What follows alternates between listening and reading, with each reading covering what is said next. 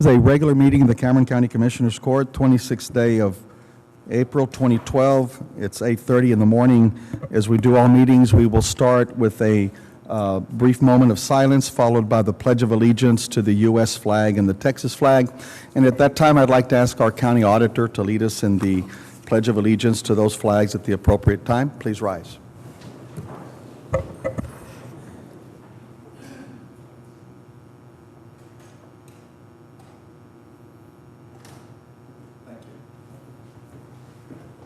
Allegiance to the flag of the United States of America and to the republic for which it stands, one nation under God, indivisible, with liberty and justice for all.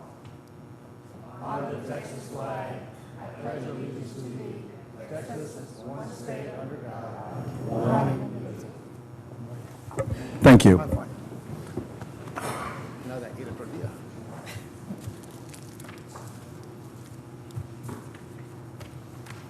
Public comment?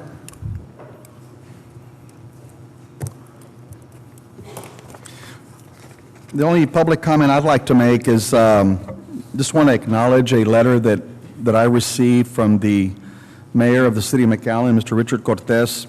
I'm not going to read it, but basically it's thanking Cameron County and the Emergency Management Division and our public works crews for helping the city of McAllen during that horrible hailstorm that they had a few weeks ago. And just want the public to know that we work side by side with Hidalgo County and our neighboring counties whenever they are struck by any type of emergency.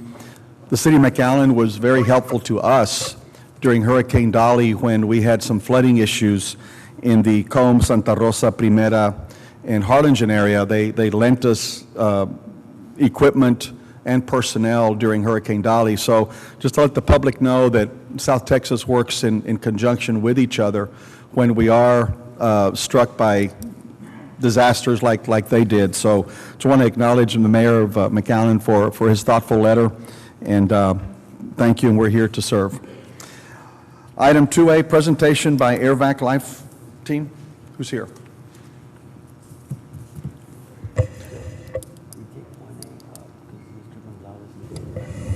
Who's 1A? Okay, let me get the presentations out of the way. Consulting services agreement titled Cameron County Cost. Tony, we're going to hold off on yours just for a little bit.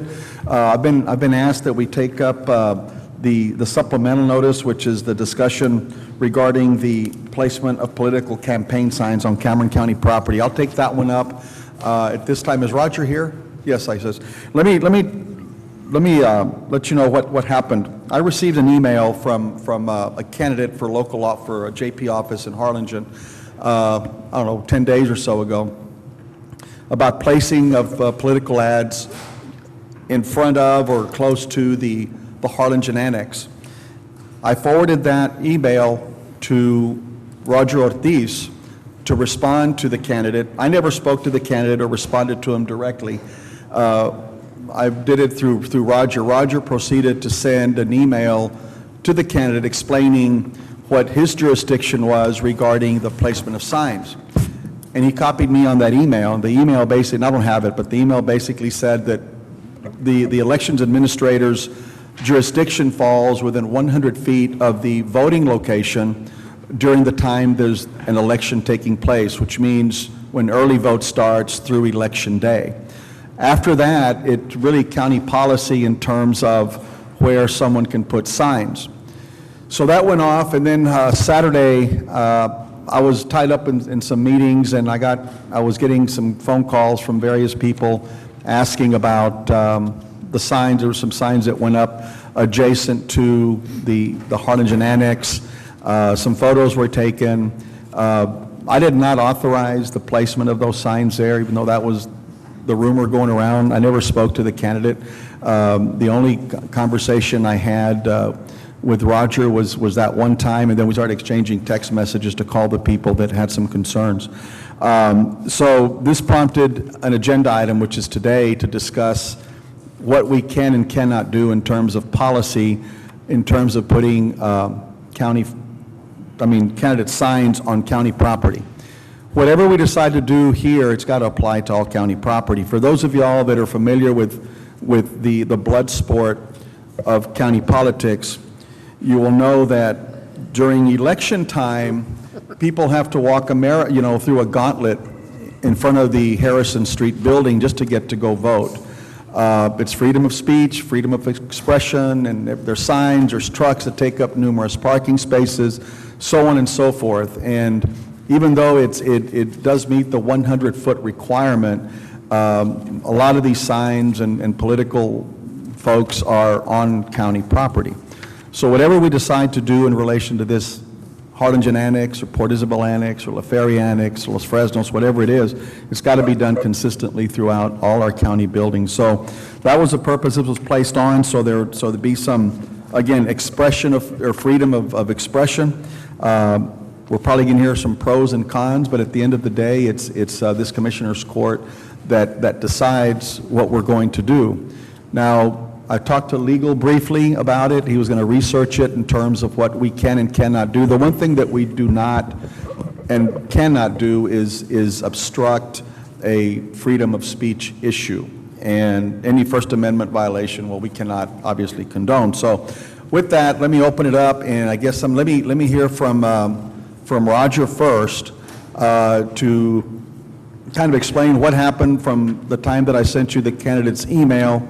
And then anybody else that wants to chime in, we can do that. Try to keep the commentaries to no longer than 35 minutes. No, just kidding. Just three to five minutes. Roger. 3 to 5 seconds. Yeah. Mike.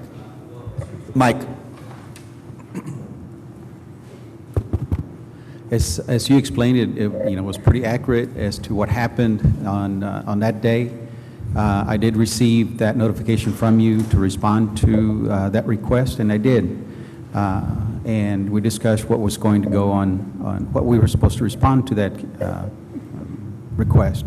And so that's how it went. Then on Saturday, that's when I got a call from a concerned voter. I can't remember his name. It was a gentleman calling in regards to some signs that were put up in the Harlingen Annex building, supposedly in the area of the parking spaces that were close to the building.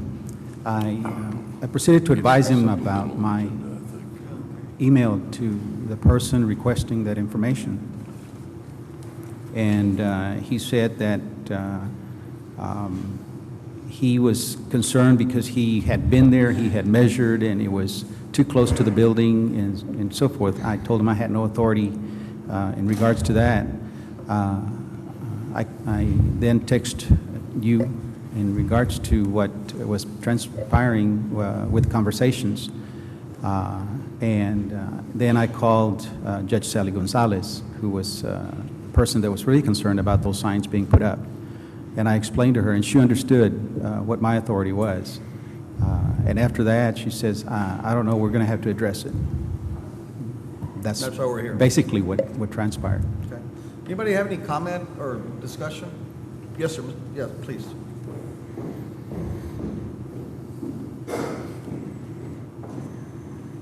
Morning, ladies and gentlemen. My name is Ernesto Gonzalez, and I'm the candidate that Judge Cascos has referred to.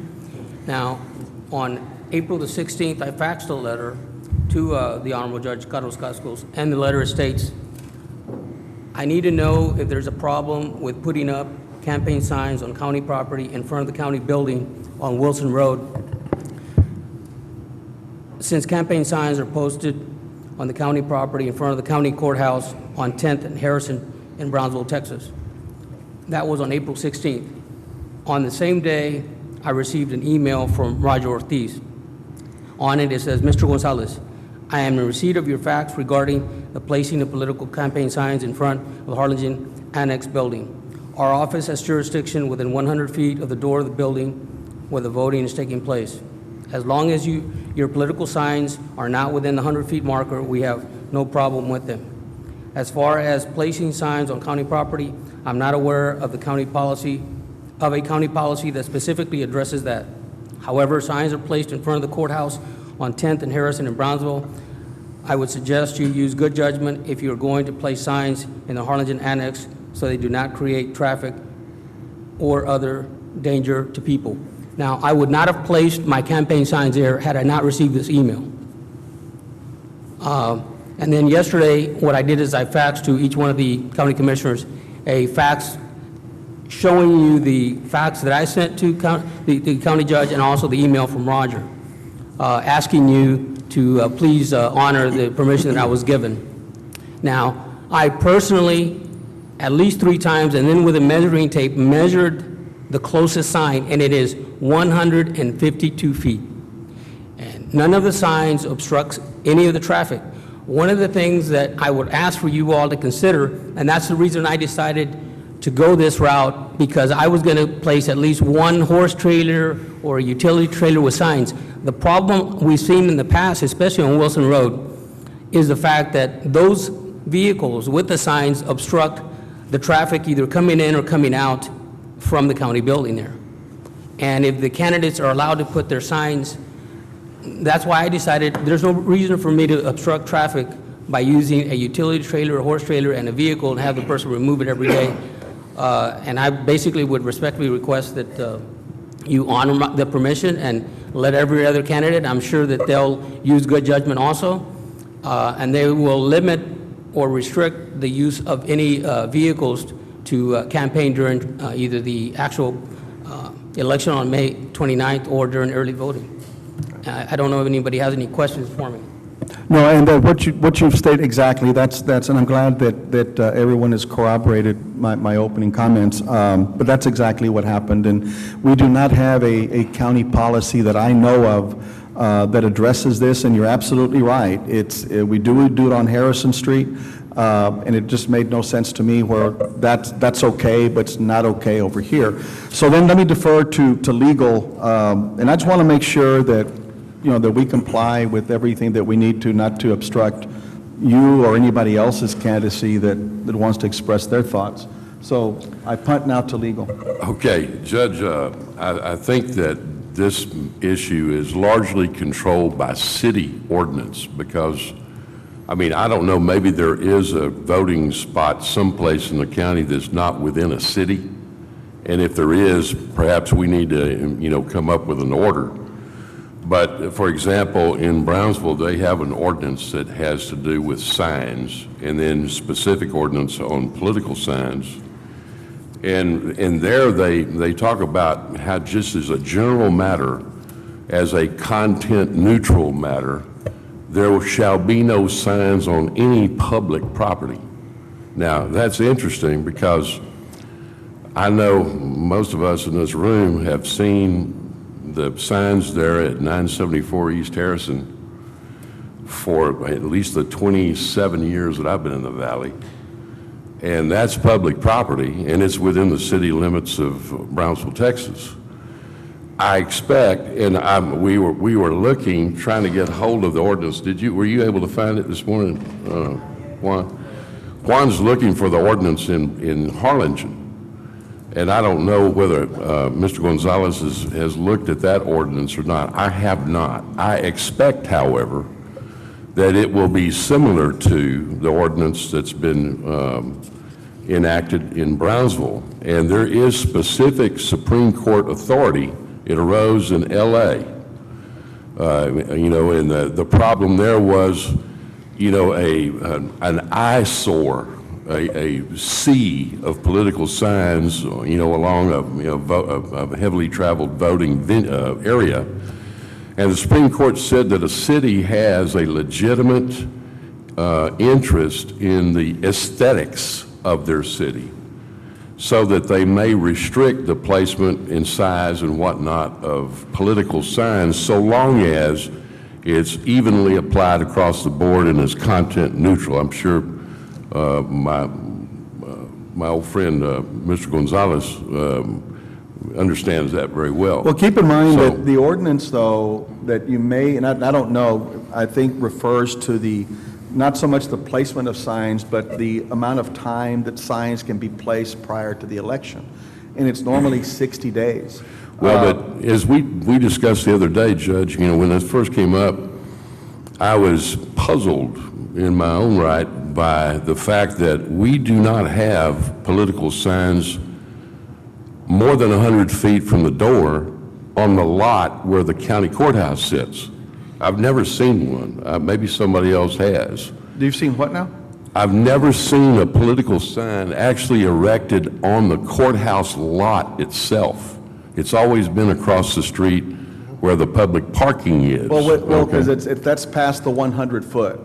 Well, I know, but, you know, it's also past 100 feet if you were to go to the extreme, what would it be, southeast side of the courthouse. That would be more than 100 feet from Rogers' door over there where people come in to vote. You know, but to me, parking a truck with 4x8 signs on the side and keeping them there all day long and then taking them off at night, then bringing them back, it's the same thing as having a sign that's there all the time, except this one's got wheels on it. Yeah. But I think that's neither here nor there. I think we need, I don't know if we can even do that today, but we need to decide, are we going to allow this or not? And my concern about not allowing it is, does it impede on First Amendment issues? Well, that's why I'm suggesting that perhaps this body does not need to do that, because there are already ordinances, certainly one in Brownsville, and I'm sure in Harlingen as well, probably in San Benito as well, that may very well cover this issue in a content-neutral way. We would have to, you know, to know that for a fact, we'd have to research every city ordinance and county to know just how far they apply. Well, what do we do today?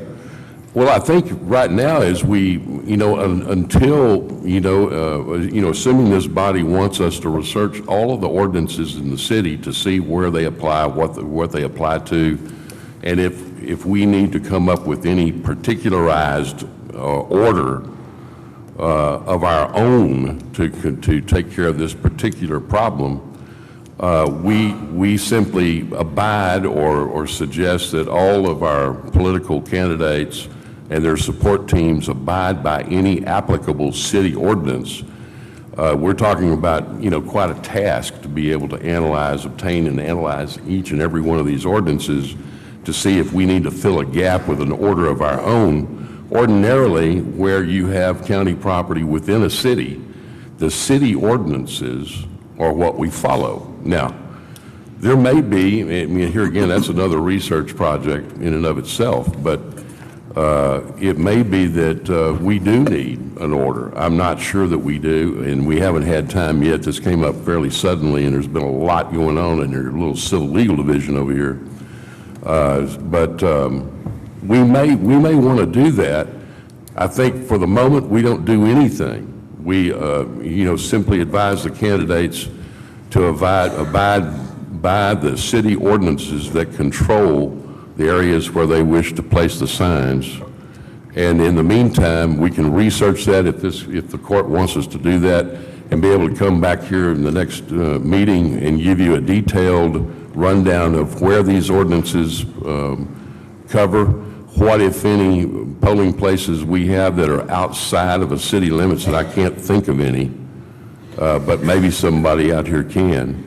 And if we actually need to do that, or if we actually need to do something more than what is already there under city law. Yeah, we have numerous voting places, especially Election Day, that are outside an incorporated city limit. But that's not so. Today, what we can do is actually just acknowledge, don't do anything. And maybe the best advice to follow Roger's recommendation, stay outside of the 100-foot purview, regardless of whether it's Election Day or not. Make sure that judgment is used, make sure it doesn't impede traffic, and if you do, someone's going to call PD or constable to issue a citation or whatever, and just take it from there. And then in the interim, you research it, and if you have enough information by the next meeting, then we just go forward with that. Commissioner, any thoughts? Well, the only thing, I mean, In terms of obstructing or impeding traffic, I think there's already a law in place that talks about not placing signs in a right-of-way. And I think that would take care of any of the traffic issues, save and except a vehicle. But, you know, as long as we treat everybody the same, I personally don't care which way we go. In terms of people parking out front on Wilson, when I ran a couple years ago, I myself had a vehicle out there, and before I knew it, everybody had vehicles from one entrance to the exit, so it did make it difficult to enter and exit the area. I think to the point where the police actually started telling people they had to move the vehicle. So I think from a public perspective and safety, if we allow people to put the signs on the county property with the understanding that nobody's going to be able to put any signs or obstruct the road, I think that's a public benefit actually, because right across the street from that annex is a school. And during, you know, the school hours when people are getting out and there's a lot of traffic, I think it increases the danger. So, I mean, letting signs be posted up there on the, and it's a big open field. It's not like we Is have that, let me ask you, that tiny right-of-way that you're talking, isn't that a state right-of-way? Is that state of Texas? So really, Right. the issue is not so much with us then, it's going to be with the state of Texas's right-of-way. If they want to file a complaint or issue a citation, that'd be up to DPS or a sheriff if someone calls it in, not even our right-of-way. What they It's state of Texas. typically do is they'll just pick up the signs. Right, and they'll take them away. Okay. Let me make a comment. Comment, Commissioner? In the city is very strict about not putting political signs or any kind of signs on city properties. The city right-of-ways, the public parks, the little corner parks that we have that kind of decorate the city, you cannot put political signs at all. That's by ordinance. I think as far as the county property is concerned, they purposely ignore the county courthouse area here in Brownsville because it's ours. And they figure if we don't have a problem with it, then they're not going to mess with it. I can tell you right now, most of the signs at the across on Harrison are all within the easement of the street, the 6-foot setback or whatever the setback is in that particular lot. So they're probably all illegal, but nobody is enforcing it. So it's up to this body whether or not we think we should take them down or leave them there, or just basically do nothing. The city's going to enforces the right-of-ways and public properties, and the state enforces all state-maintained highways, and they do pick them up. The city picks them up too. Many times I've had signs picked up by overzealous campaign helpers. They go put them up, you know, right on the edge of the street, or I've had people nail them on a telephone pole years ago and had to go pick them all up. So it does happen. So it's up to this body, Judge, to figure out whether or not we want to enforce the county properties. Well, I don't think we're ready today to do anything until we get another report from legal as to what we can and I agree. cannot do. I agree. So, Let me interject just this one thing here, Judge. yes, The reason why I'm saying that likely this is covered by city ordinances, reading from the Brownsville ordinance, it has a section called 328-12, illegal signs. And it says in the fourth subsection, it says signs displayed upon any public property or within the right-of-way of any public use easement except for directional or warning signs placed by an authorized governmental agency. See, that kind of takes care of the issue that Mr. Sanchez mentioned a minute ago about people having a safe in and out to the courthouse for voting purposes. It also would apply to public property, and there's undoubtedly the county property is public property. And specifically, Commissioner, on the easement along that street, now it's been closed, but nevertheless, it's going to be public property. And I'm not sure that it's been actually abandoned as a thoroughfare. So I expect there's public right-of-way. I think maybe how that happened, and this is just a wild guess, is remember the train went through there for years and years and years, and it had an easement through there, and it could very well be that someone was clever enough to figure out that, well, that easement belongs to the train, and it's not public property, and we can go line it with signs. That could be, I'm not saying it is, but that may be how that customer or whatever has grown up over the years, because technically this ordinance, assuming it's that old, and I'm sure it's pretty old, would have applied to that had there been no easement by the train over there. Had it been public property, then we probably would not have that practice today. That's just my guess.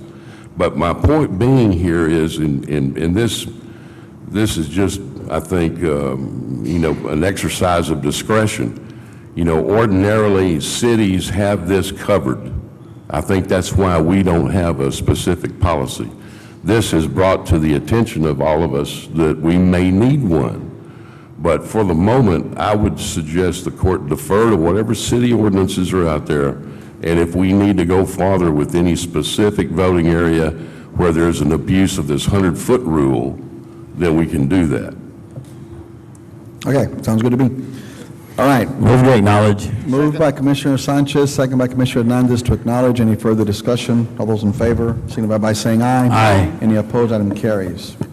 Let's go on to the... So just for the benefit of the public, we're not going to get into this fight. If the candidates want to put up their signs for now, we're not going to I say think- yay or nay. Yeah, I think that Roger's email to Mr. Gonzalez, I think, was right on point.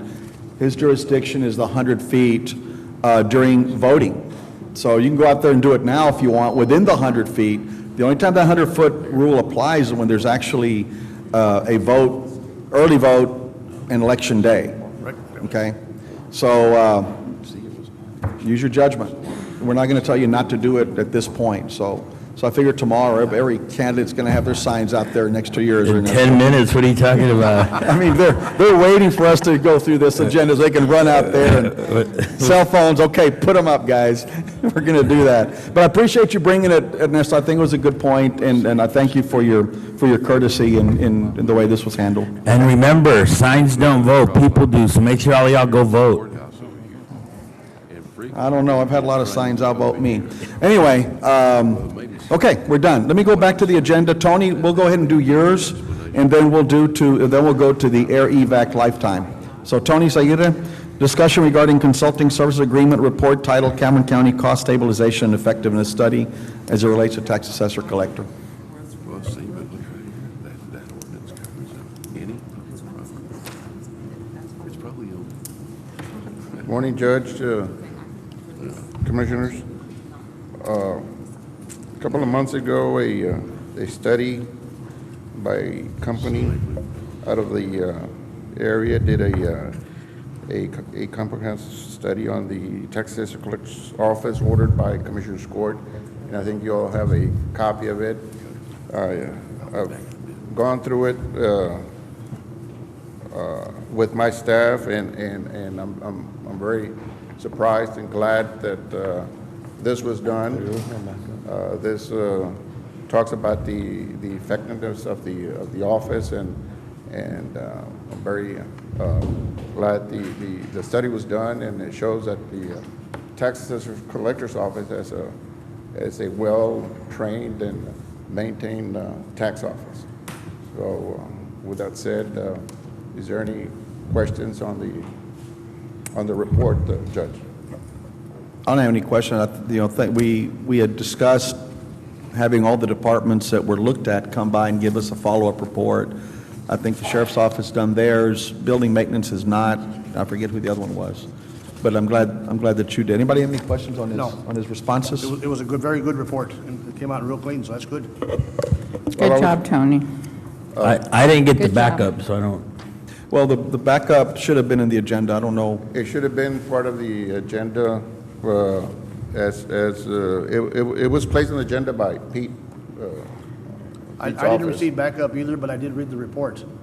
It's MGT or MG, whoever it was. yes. MGT. That was Okay. good, yeah. I have a copy here. Okay, well, I'll save my questions till I study it, because I didn't study this.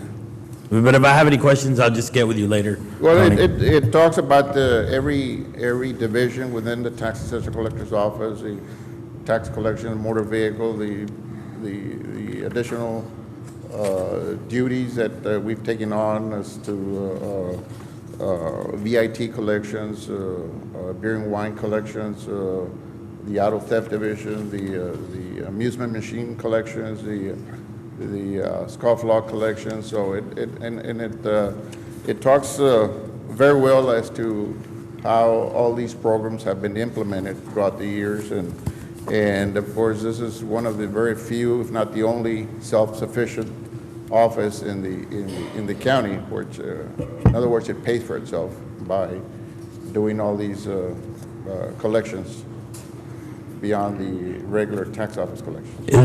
But this was the report they gave us a couple months ago. Yes, sir. Yes, Is there sir. anything new or anything that's changed? No, this is You're just reiterating the report they gave us? exactly. Oh, okay, okay. exactly. I think the court had indicated Well, that, you're doing a little bit more than that. You're responding to some of the weaknesses that they talked about in the report in regards to your office. well, the recommendations have been taken care of, Judge, as to, I think there was 1, 2, 3 of the recommendations have been dealt with as of today. The only one that this office has no control of is the tax discounts, which the report talks as to eliminating discounts. But that's not my call. That's the Commissioner's Court call at a other meeting or down the road. What were the recommendations, Tony? One of the recommendations has to do with, on item 6, is to having to do with some information with the payroll department, naming of employees that are exempt or non-exempt. That has been clarified by by my office. Have you, regarding that, because I know that Mr. Gonzalez from Civil is working on that to determine, because of going to this Corona system, determining who's exempt, who's not exempt. You've already submitted that information over to him, because I know he's trying to solicit job descriptions and things of that nature from all the departments. Juan, is he here? He was here. Well, I believe that has been taken care of by my staff since And you've day submitted one. it to legal? We've been in the Chrono system since day one. Okay. So Well, but that's one part of it. The other part of it is really determining exempt status from non-exempt status. And so if you have that information, I would recommend that you send it over to Civil. I think that has been clarified. Okay. Yes, sir. All right. Yes, sir. Anything? Hey, Brad. Anything else? Any other questions? If not, just if y'all have any specifics, just get with Tony and y'all go over it. Okay. Anything else, Tony? From what I remember, your office was doing a great job overall compared, to the entire report done. Well, the on page 25, I think on the report, it says it clearly and where, it talks about the office doing an outstanding work for county government.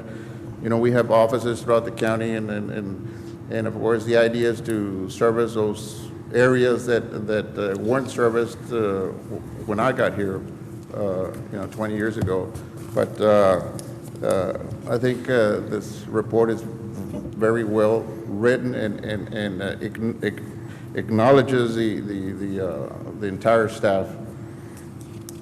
Definitely. Yeah, it says the Cameron County Tax Assessor Collector is an outstanding example of good government. The TAC is conscious of maximizing efficiencies to save taxpayer resources. And then it goes on to say, in addition to being as efficient as it can be, it fulfills its commitment to provide excellent customer service by establishing at little additional cost branch offices and substations located throughout the county, and by rapidly remitting taxes it collects to the taxing entities. So, well, thanks for following up and doing a great job, Tony. Keep it up. That was a paid political announcement. Now, that'll get you more votes than 100 signs will. We'll good just take knowledge. this video clip and play it, all right? Second. Thank you, Tony, good job. Send them a copy. I Move hear a to motion acknowledge. by Commissioner Sanchez to acknowledge, second by Second. Commissioner Benavides. Any further discussion? All those in favor signify by saying aye. Aye. Opposed, carries. On consent items, I've been asked to table a couple of items.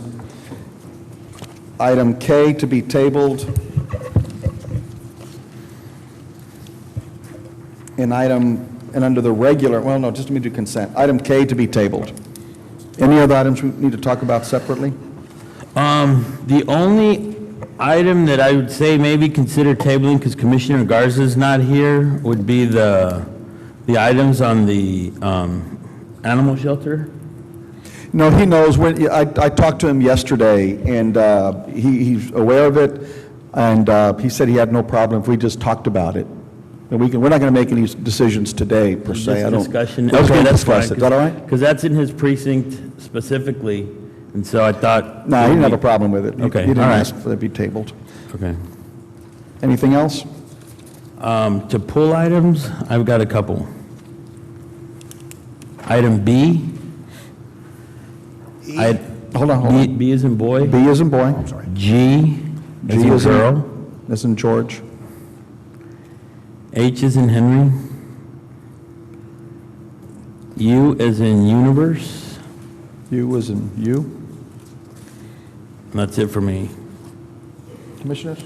No. Do I hear motion to approve consent with the exceptions of item B, G, H, and U that will be discussed separately, and item K to be tabled? Hear a motion by? So moved. Commissioner Hernandez, second by Commissioner Benavides. Any discussion? All those in favor, signify by saying aye. Opposed, carries. Item B, consideration and approval of monthly financial information.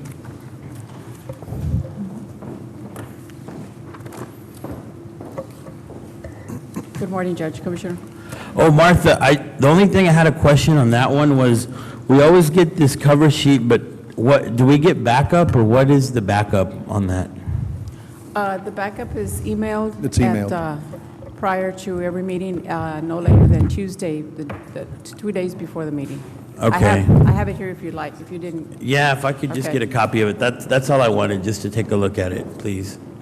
That's it. Martha, what you may want to consider doing, and I know that you email the financial information, but sometimes, it may get lost or whatever. When you do that, maybe before every meeting, just put it on like you do other stuff, just put it on there in case we forget it, to print it out. Certainly. One of the problems is when it comes in on the email, it comes in sideways. Just I don't know turn your- why. You have to print Just it. turn your iPad sideways. Well, yeah, but when I turn this thing over, it turns as well, so, I mean, I'm following it around. So it's Apple hard to hasn't read. figured out how to fix that, all right? So, all right. we'll just Mr. do that. Jobs Just- is yeah. dead now, so. Yeah, just give us hard copies just to make sure, okay? Thank you. Is there a Thank you. motion to approve? So move. By Commissioner Sanchez, second by? Commissioner Hernandez. Discussion, all those in favor, signify by saying aye. Aye. Any opposed, carries. Item G, consideration and approval of purchase of approximately 3,000-something salvage millings for Cameron County. The only thing I wanted to verify or make sure of on item G is that these are going to be the good millings that we're purchasing, not the substandard, is that correct? Yeah, we will be getting this one off of 800. Okay. I just wanted to clarify that. Move to approve. Moved by Commissioner Sanchez, do I have a second? I'll second By it. I Commissioner have a question. Benavides. Discussion. So, Mr. Ara, Louis? these will be used across the county? They're going to be used for precinct 4 and 3. 4 and 3? Yes. We have plenty with precinct 1 and 2 right Still now. there. Okay, thank you. The only issue is there had been some other millings we were getting, but they were substandard millings, and they weren't doing us any good because they weren't going to last, and that's why I just wanted to verify that those are going to be the good millings. All in favor, signify by saying aye. Aye. Any opposed, item carries. Item H, consideration of the approval of the March 2012 monthly report. The reason I pulled this one is this report is sworn to by, I guess, a secretary or clerk, not the actual elected official. And I think the requirement is that the elected official swear to this. I think, Bruce, we had talked about this previously about delegating that duty. It's a non-delegable duty.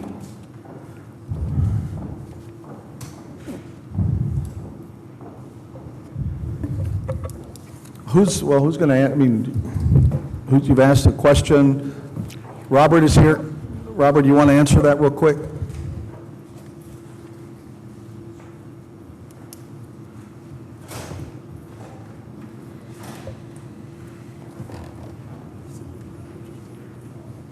That's not a problem, Commissioner. I'll sign it next time.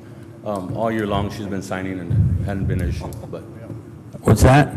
she's been signing it every month and I've never been told about it, but I can sign it this time. Well, we raised it before. I know the last meeting, I think Judge Sally hadn't notarized hers or hadn't signed it, and so we tabled it. And, you know, we've been working on trying to get all these reports done correctly, and so I guess I'll move to table this till it gets corrected. Okay, moved by Commissioner Sanchez, second by Commissioner Hernandez to table that item. All in favor, signify by saying aye. Aye. Any opposed, item carries. Item U, consideration and approval of purchasing independent procedures for the following demonstration of equipment. Mike, question, Commissioner? The only question I had on this, Mike, and just make sure we don't run into the issue, is this is to get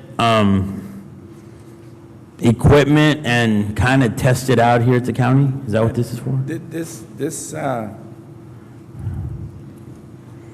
This procedure evolved from a meeting we had in court a few weeks ago relative to some lights emergency management had on rental. Right. Or on trial. And I believe the direction from the court was to come up with a procedure, develop a procedure that all departments could follow and disseminate the procedure out to everyone. And that's what this is. Okay, perfect. And I just wanted to verify Your that. motion to approve? So moved. By Commissioner Sanchez, second by? Second. Commissioner Benavides, all in favor, signify by saying aye. Aye. Any opposed, item carries. Let me go back to presentation 2A, presentation by Air Evac Lifetime.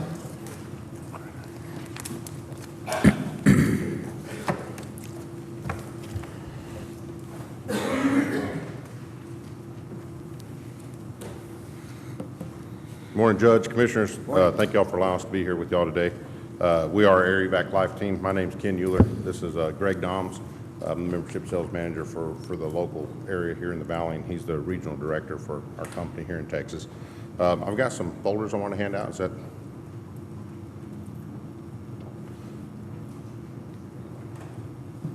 Thank you. Thank you.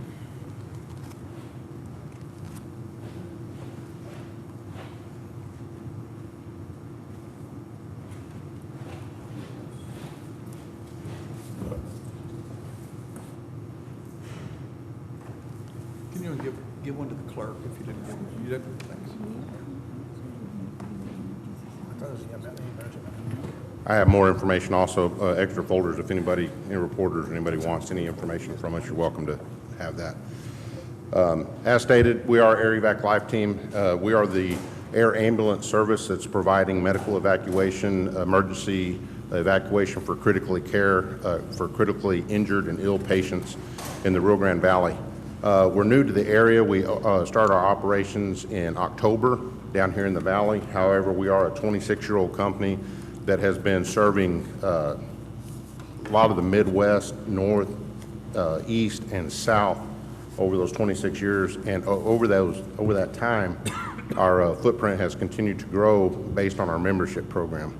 Our membership program, our company is unique in the sense that because we have a membership program, it aids in subsidizing us internally. So we have a self-subsidized system that allows us to generate revenue and be in rural areas, smaller areas, sometimes where the flight volumes are low, but we have the critical care nurse, paramedic, and pilot, and the multi-million-dollar aircraft always on standby to be able to rapidly transport critically ill and injured patients. So we've been down here, like I said, since October. We have been working with the EMS agencies, all the local hospitals, and have really made an impact and made a difference. In March, we had a flight request. We're up to 73 flights for the month. So we are being used. The longer we're here, the more the understanding is from the agencies, the more keenly aware they become of how valuable our service is and how the outcome of their patients that are trauma patients, cardiac patients, either at the scene of an accident or on scene they're having a heart issue or stroke issue.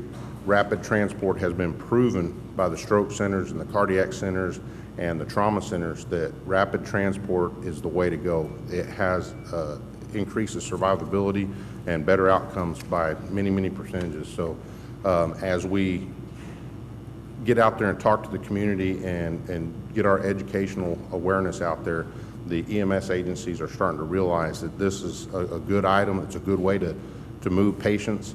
And not only that, your local EMS agencies in the particular cities that we operate in, when they're out in the outlying areas of the county or in the cities that we operate in or that they operate in, when they fly a patient that's critical, that's keeping that ambulance and those paramedics in the community they serve instead of them having to drive all the way into town and that service being compromised out in those rural areas. So we're going to show a video. Are we ready to go? Yeah, we get on the screen. We need some help broadcasting our video on the screen. Where's our technical guy? Andy?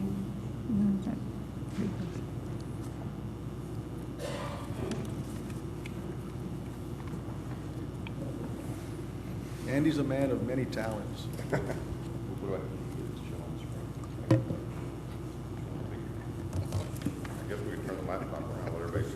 He can make you or break you.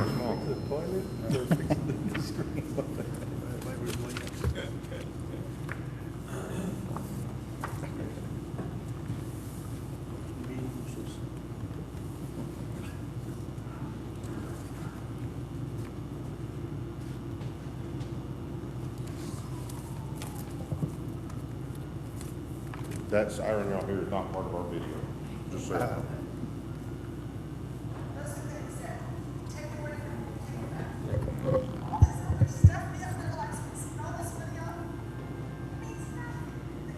Start over.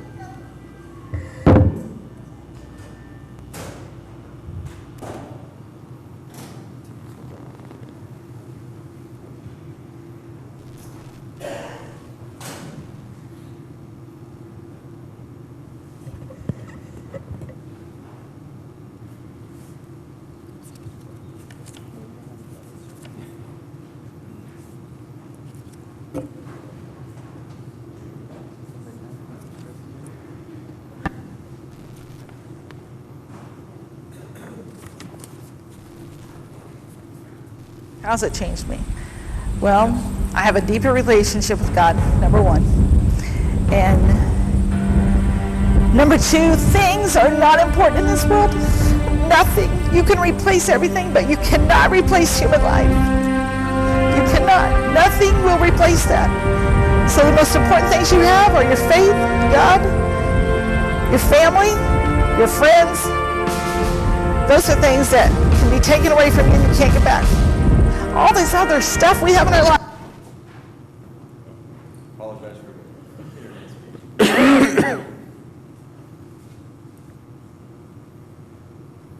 So we spend all this money on, it means nothing. In the grand scheme of things, nothing. That's it. Dr. stand by for emergency cones. Where? I think we're going to sit on the table. We are. Airback 1, go ahead. Airback 1, ground standby has become a flight. Roger that.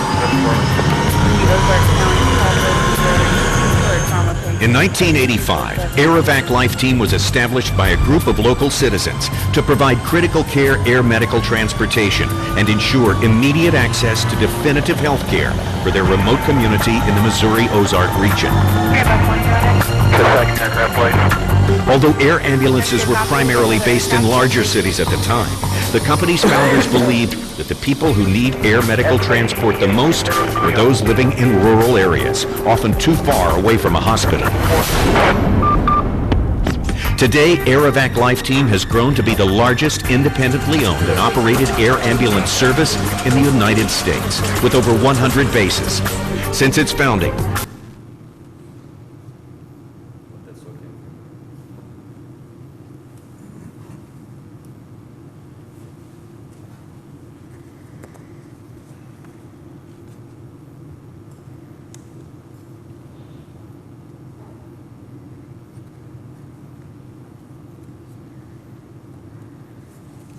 the company has transported more than 250,000 patients in need, serving as the critical link to improved response time and immediate access to medical care facilities for numerous rural communities across 14 states.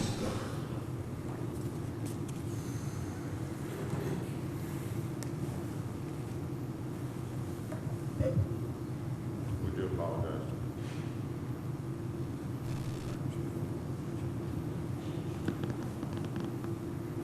let that load up the rest of the way. The important, y'all heard me talk about a little bit earlier, in 1985, when AREVAC started their operations, they wanted to figure out a way to get it started. To how do you gain the capital? How do you hold on to the capital? Do you get big investors? Do we go to the bank? How do do we become a burden on the community through a tax system?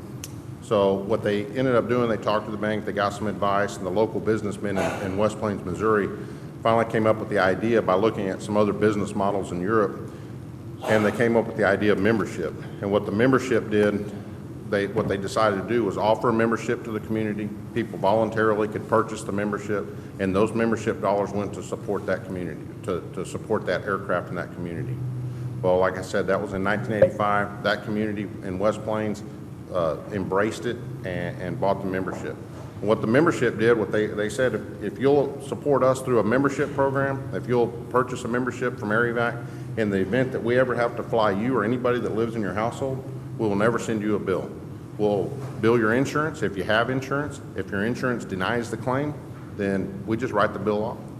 Well, that business model worked so well that first year in 1985 that 3 counties over in that rural area in Missouri, they said, well, we want to do the same thing. We'll become members. We'll help support y'all services also. So over the years, 26 years later, we've got 108 helicopters in 26 states, and one of our newest helicopters was put down here in the Rio Grande Valley under that same business model. And what I'd like the court to understand is that when we move into an area, we really like to talk to the courts, the school districts, and the cities, and because we feel like that's the nucleus of any community. And once we get those employees and have the opportunity to talk to those employees and let them know about our membership, and in a lot of the places in our footprint that we've operated in, the cities, the counties, and the school districts have helped us to get the membership out there to the employees so they know it's there. So, and that's why we're here. We want the community to know about it. We want to be on the record so that people start becoming aware of that we're here in the valley. We've been operating, and we're flying a lot of missions, and people, it's my goal. I'm a firefighter paramedic, and I started working for this company because I wanted people to know about that membership. There's been many of decisions that I've made on the side of the road or at somebody's house when I'm going to have to fly somebody, and I know they financially cannot afford it. When I heard about this membership, I got on board with the company and said, you folks need to know about this. So it's my goal to get everybody to be familiar with the membership. I want everybody to be a member so they don't ever have to pay that.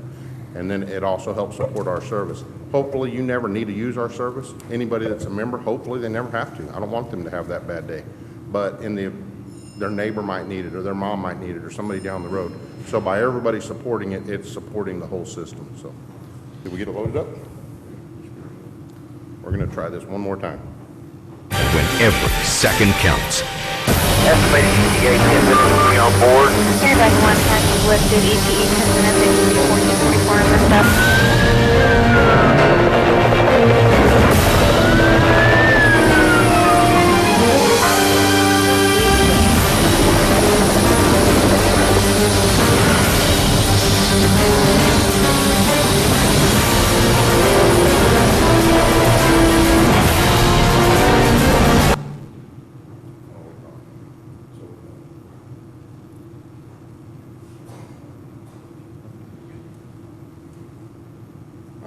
I don't want to take up the court's time anymore by waiting for that to load, but in a nutshell, that's what we're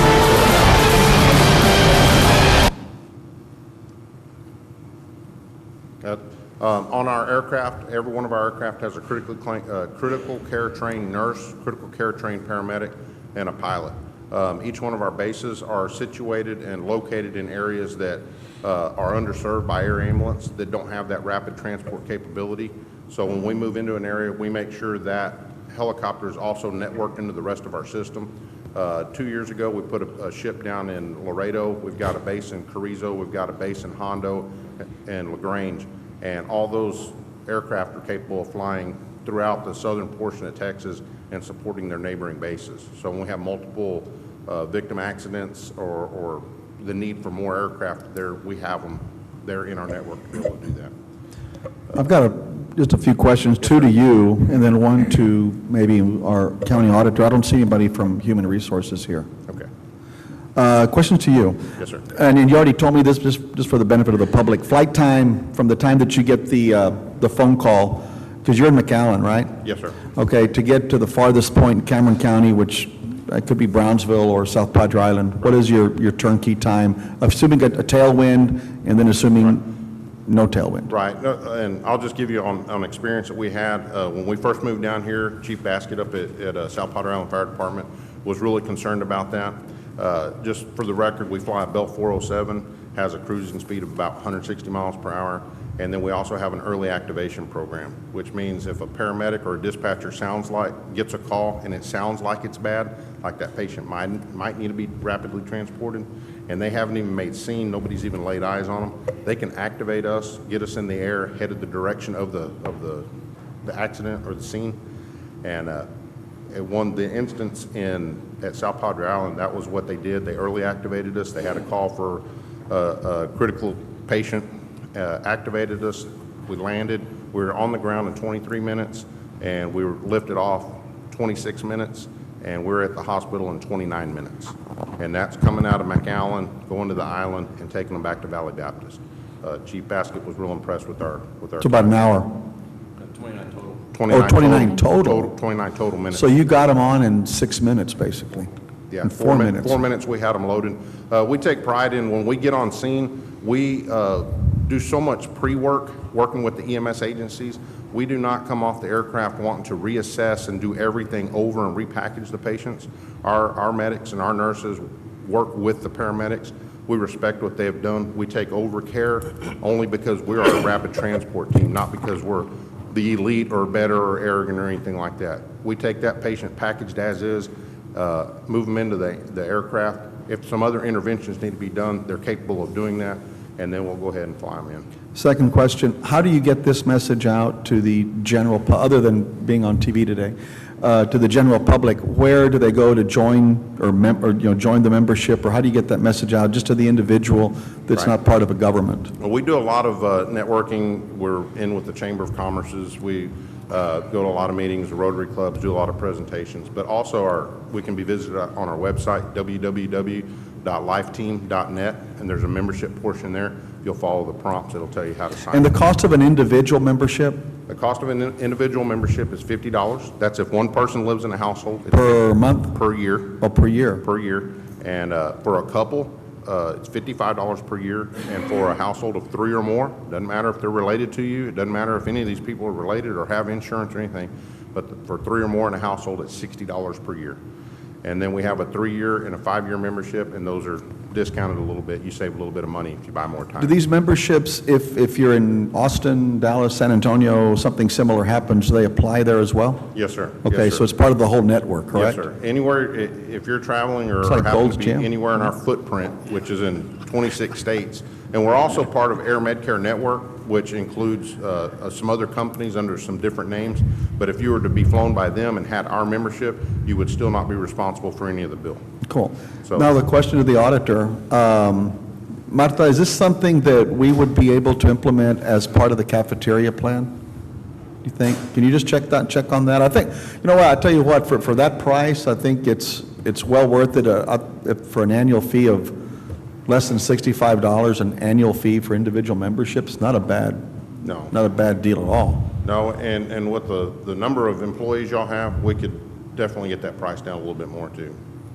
I would, you know, we have not frequent, but we do have health fairs at least annually, I think, and we need to bring these folks in as part of the cafeteria plan offering. I think we can do that, but you might want to check it out if we can add it to part of that plan. If not, it's just a regular payroll deduction if it gets to that point. And we do. Can you give information to one of those, the young man or the young lady that in red, the first one in red?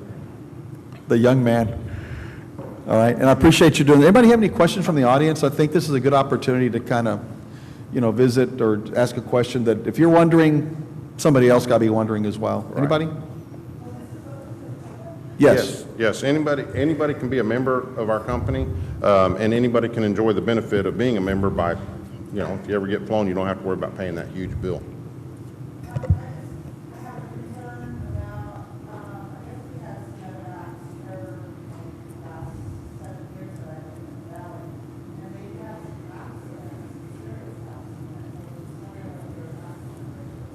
You want to? Yeah, I'll be glad to talk about that. Everything has the potential, and every transport has the potential, and I feel terrible for the people that were lost down here. Our industry is not without risk, whether it be on a ground ambulance or an air ambulance. Those have always happened. We are, the FAA has designated us as a diamond level safety company, which means that our rates of anything, and we haven't, it's very, very infrequent. You're much safer in a helicopter than you are on the ground ambulance by far.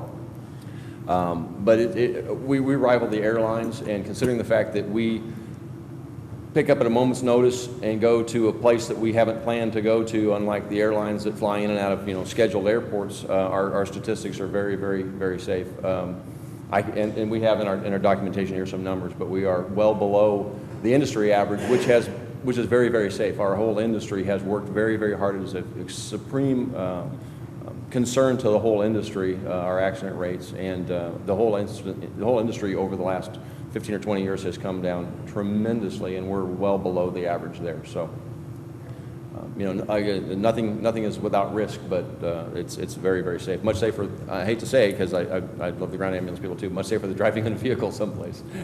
Thank you. Any other questions from anybody? I do. Yes, sir.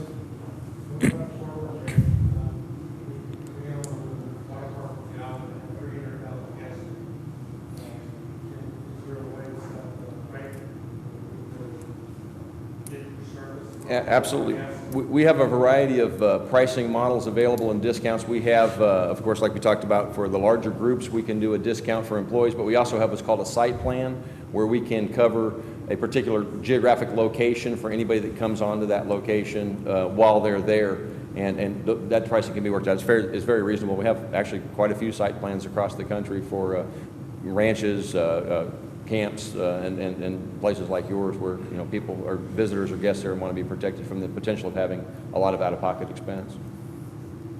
Unfortunately, like a lot of things in healthcare, it's not cheap to fly on the helicopter. Compared to an MRI, it's more expensive, but a whole lot more than what you get. An MRI is $4,000 or $5,000. Our average air ambulance bill is somewhere in the neighborhood of $12,000, and it can go up to over $20,000 depending on the distance you travel. But when you consider that you have a multi-million-dollar helicopter, a critical care flight nurse, a critical care paramedic, and an air transport pilot sitting at the ready to take you at a moment's notice, that's actually fairly expected as far as pricing goes. The problem is a lot of insurances don't really cover all of that bill, and a lot of times you'll be stuck with a lot of out-of-pocket expense. And our solution to that is to get to people in advance and make them members of the companies for a very reasonable amount of money. A lot of people contributing, and we have 1 million members plus in the United States now as part of our program. So it's been very successful. But the thing that we do is that nobody who's a member of our company or that's covered under membership will ever receive a bill from us, regardless of what their insurance decides to do.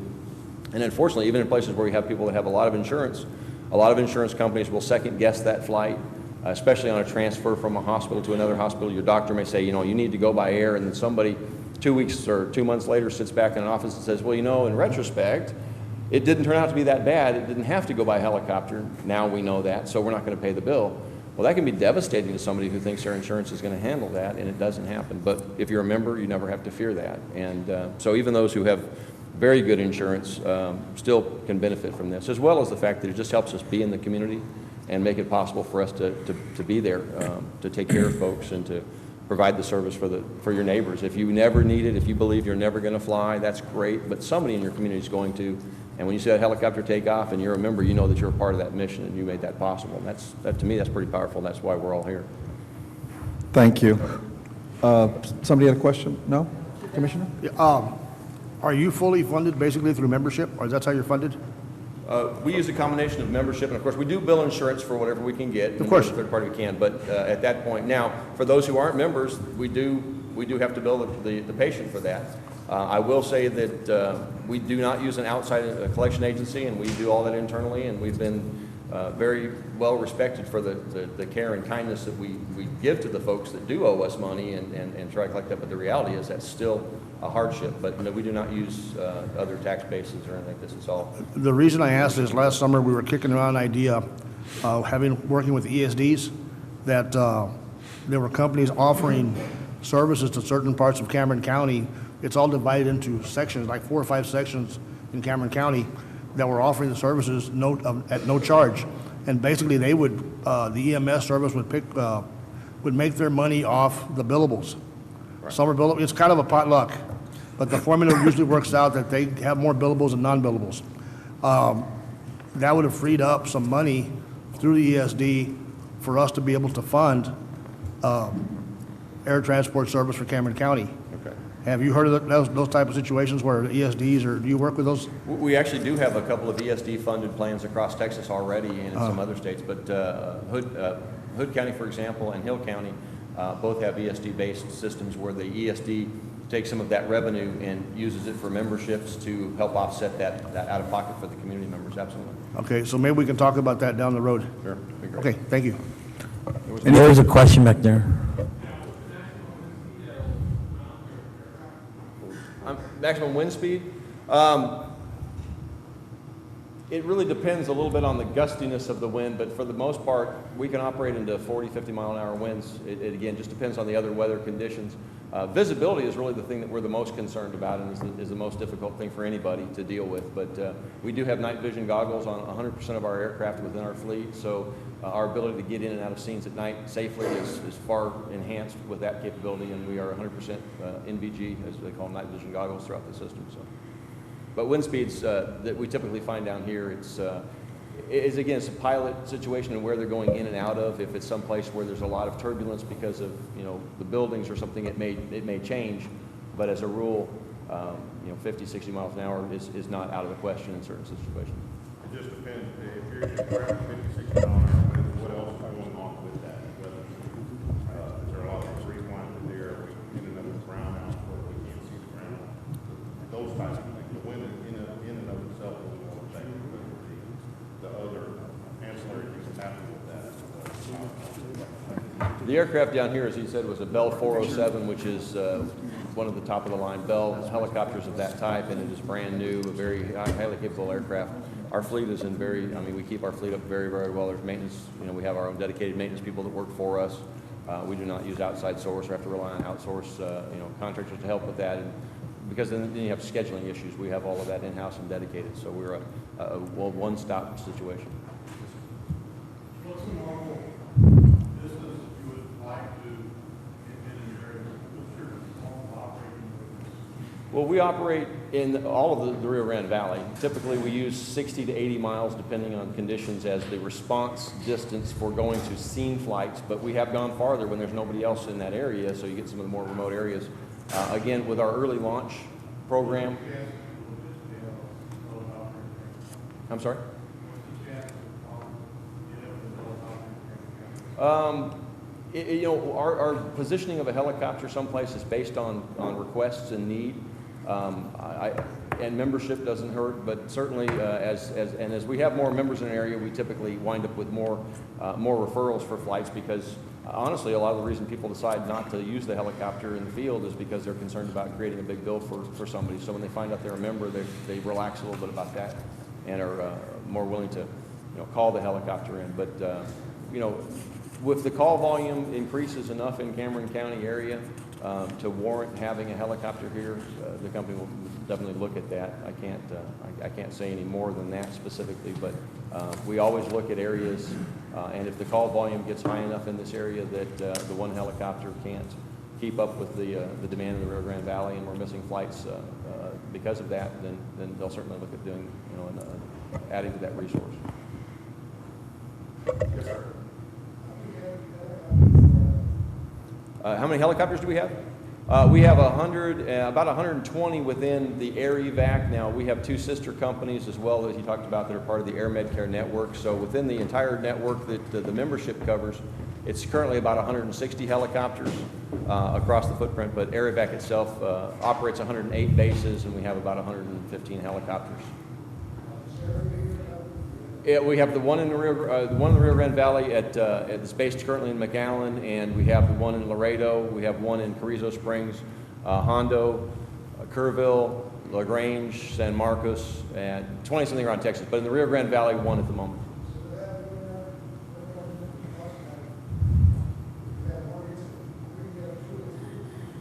Well, that's always an issue. You know, if you have 2 helicopters, what if you have 3 incidents? I mean, that is certainly an issue. You'll never get enough resources in an area to take care of every potential that can come along. And that's why we're trying to get the word out. If the call volumes and resources increase enough, the demand increases enough, then hopefully the resources will be available to do that. So the more it's needed, the more we can look at that area to fix that.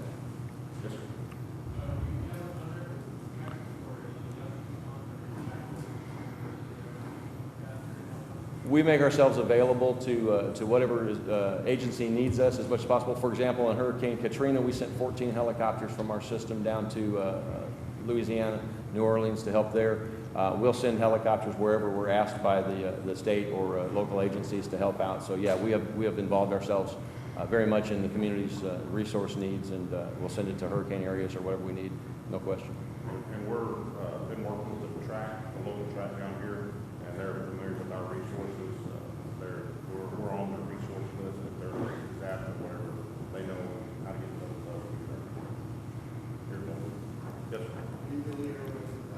Yes, sir. Yes, we are. We're the only aircraft. We are the only helicopter service in the valley currently, and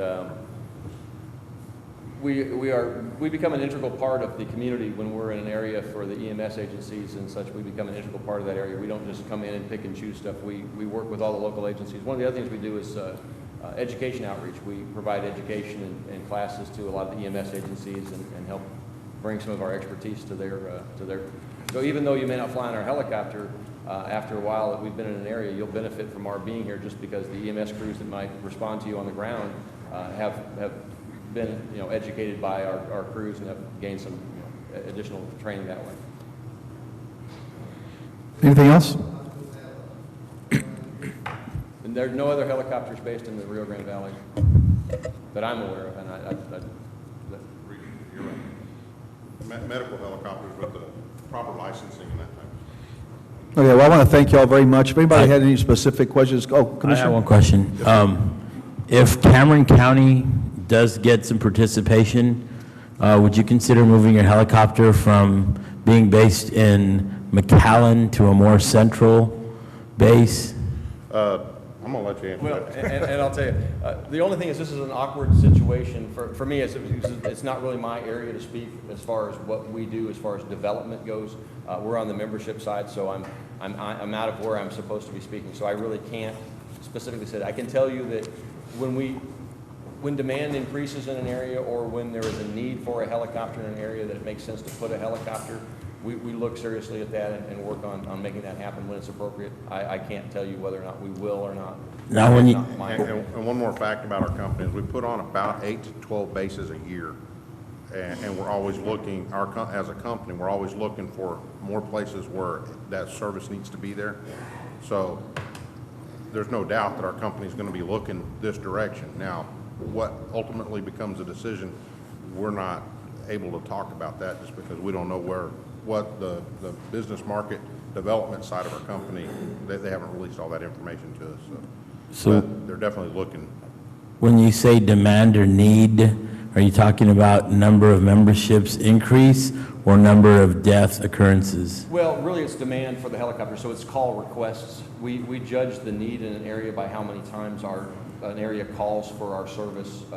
Now, if it's an area that we're not operating in at all, obviously we'll go in and look at other demographic figures and look at who else may be in an area, talk to the local agencies. In this case, since we are covering this area, what we would look at is the requests for flights from various agencies, whether it comes from the hospital or so. If our requests for flights exceed our capacity to take care of that, then they start looking more seriously at, okay, do we need to reposition or add another aircraft to an area? What has been, numbers-wise, the request, Cameron versus Hidalgo, since the time you've been here servicing the area? I don't have that data at the moment, but I sure can get it for you. Okay, I'd be interested, because if we're going to have a lot of our folks in Cameron County joining and participating, but the helicopter's going to be based in McAllen, it's like you said, seconds and minutes make a big difference. Right. And so if that helicopter's in McAllen versus Weslaco or Mercedes, which would be a little more centralized, then that's a concern, you know, I mean. Well, and the way that we've addressed that is, as Ken talked about earlier, the way that we address that is by allowing a pre-launch program, which very few companies do. Most companies require that you get on scene and determine whether or not you need that helicopter for sure before you call them or before they will launch. They'll stand by, which means they'll be on the ready, but they're not going to start the rotors turning until they know for sure you need them. We hedge that situation by allowing a pre-launch program where if you think you need us, even the very first dispatcher says, this sounds like a bad call, they can call us. We will get in the air and get over the scene even before the ground crews arrive. And if it turns out that they don't need us, we turn around and go home, nobody gets a bill, nobody gets a nasty phone call, nobody gets, scolded, because that's what we want. We want to do that. So the way that we hedge the fact that we're not necessarily in Cameron County is by saying, we can get coming this way in advance of what most people will do. So our response times to scenes are probably faster than they would be with most helicopters based in Cameron County and not launching until you're sure you need them. And in addition, we've placed a very fast helicopter down here as well. It's one of the fastest helicopters available for this type of operation. So our speed to the scenes at even the farthest reaches of Cameron County are going to be within the reasonable. Once an EMS crew arrives on scene, they have to do a certain amount of treatment and preparing a patient anyway. So there is always a little bit of time between the time the EMS crew gets on scene and actually can put a patient on a helicopter or even in the ambulance. So we eat up a lot of that time on our way over, and it usually works out very well. They're rarely waiting on the ground for us, and with nothing to do, we make that time up. Okay. I'd like, if you could in the future, just send us the information on the number of calls that you've had for both counties. And I think there's one more question back there. Chuck? What's your patient capacity as far as being able to carry injured to a hospital? We take them one at a time, because if you need to go in a helicopter, you need the full attention of the flight crew. An additional helicopter.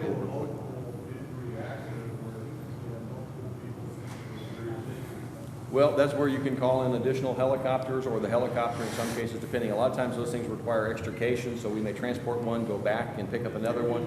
But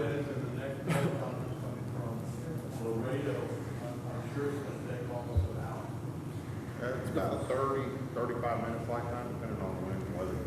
And again, if it sounds big enough, you'll never be able to have all the resources you possibly need, because then it just becomes cost prohibitive. You're putting millions and millions of dollars in an area with the idea that you may have that one time. So it would be nice. It would be very nice if you could have 5 helicopters in every community in case you have that big accident. But it's a combination of using good triage, determining who is the most critical that has to go.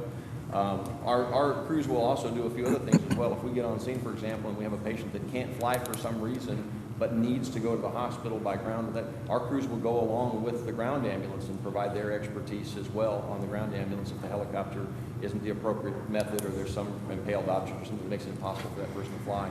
We'll still bring that resource out and bring it to bear in that situation. Well, I just want to wrap this up, but, as Chuck knows and Fidel knows, that have been involved in hurricanes, and Yvette, we know that we don't have enough ambulances here locally to be able to transport every person that may require an ambulance. We don't have enough. So the resources are never going to be enough to do all that. Right. And, in a worst-case storm or worst-case scenario, we don't have the rolling stock sufficient to evacuate everybody that is ambulatory. Right, so, sure. And those are problems. To that point, for example, on the flight from South Padre Island here was 3 minutes. Our turnaround time to get back to pick up another patient, if we're doing a 3 or 5 minute shuttle, you get the patient off, you can be back on scene within 10 minutes. Yeah, because remember, Chuck, they're not flying the 26 minutes from McAllen. They're already here, so it may take only 5 to 6 minutes to get them to Valley Regional or Valley Baptist and then back and forth, depending on what. I'm glad you said that, Judge, because one thing I want people to know is we fly patients to the closest appropriate medical facility. We park next to McAllen Medical Center, but we take patients to all the hospitals. We pick up patients from all the hospitals, and we take them to the other hospitals if there's higher level of care, and rapid transport's the best way to go. So just want everybody to know that. Okay. Well, I want to thank you for coming by and sharing all this information, and get the information to our auditor, and then that we exchange notes and take it from there. Here, a motion to acknowledge. So moved. By Commissioner Benavides. Do I have a second? Second. By Commissioner Hernandez. Discussion. All those in favor, signify by saying aye. Aye. Any opposed? Carries. Thank you.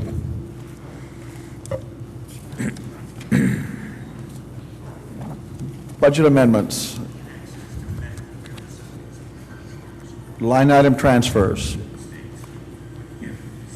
Salary schedules. 4A.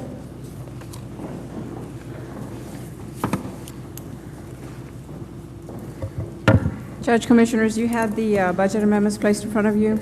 For the most part, they are basically operational. You've got veterans, JP admin, the DA's office, M&O, Sheriff's Office. You have some of the grant programs on page 2. On page 3 of the line item transfers, the very last one is for the jail division, $20,000 in extra help, and that is coming in as a reimbursement from the commissary fund. There is also salary schedules for the juvenile department. They are all budget neutral for your approval. Do I hear a motion to approve as presented? Moved by Commissioner Hernandez. Do I have a second? Second. By Commissioner Benavides. Discussion. All those in favor signify by saying aye. Any opposed? Carries. Claims. Claims, warrants number 278221 through 278611, warrants number 278616 through 278754. Voids are 278290, 278327, 278351. Those claims were paid out of the wrong fund, and they have been reissued and are up for your approval as well. And I've already read those claims in. The warrant number 277978, which was pulled from the prior meeting, I'm going to request that that one be voided for your approval. We have payroll dated April 27th for $1,641,195.40. Caremark related health care claims for $96,831.85. Any questions? Do I hear a motion? I have to- a couple questions. Do I hear a motion and then a second, then we'll discuss? So moved. By Commissioner Benavides, second. Commissioner Hernandez.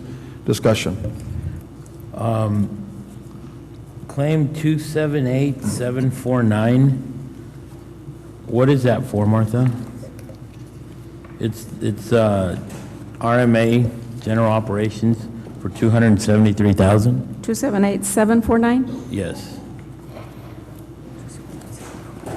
It's like on page 2, I guess, of your second, towards the back of the one you gave us today. Second to the last page.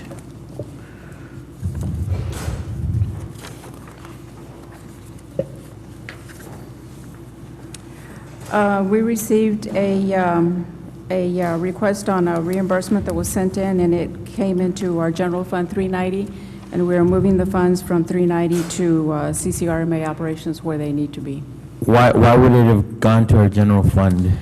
That is one of those claims where the agreement is with CCRMA and with Cameron County, so when these reimbursement requests get sent in, they will reimburse in one of the county's general funds, so we transfer the money as soon as we receive it. So they pay us and then we have to pay RMA back? Yes, the way they interpret it, they're reimbursing Cameron County / CCRMA, so once the funds come in, then we do the reimbursement. Okay, and so that was the total amount that came in, so we're just basically... Transferring the funds to Okay. where they need to go, yes. And on the voids, you said that they came out of the wrong accounts. How does that happen?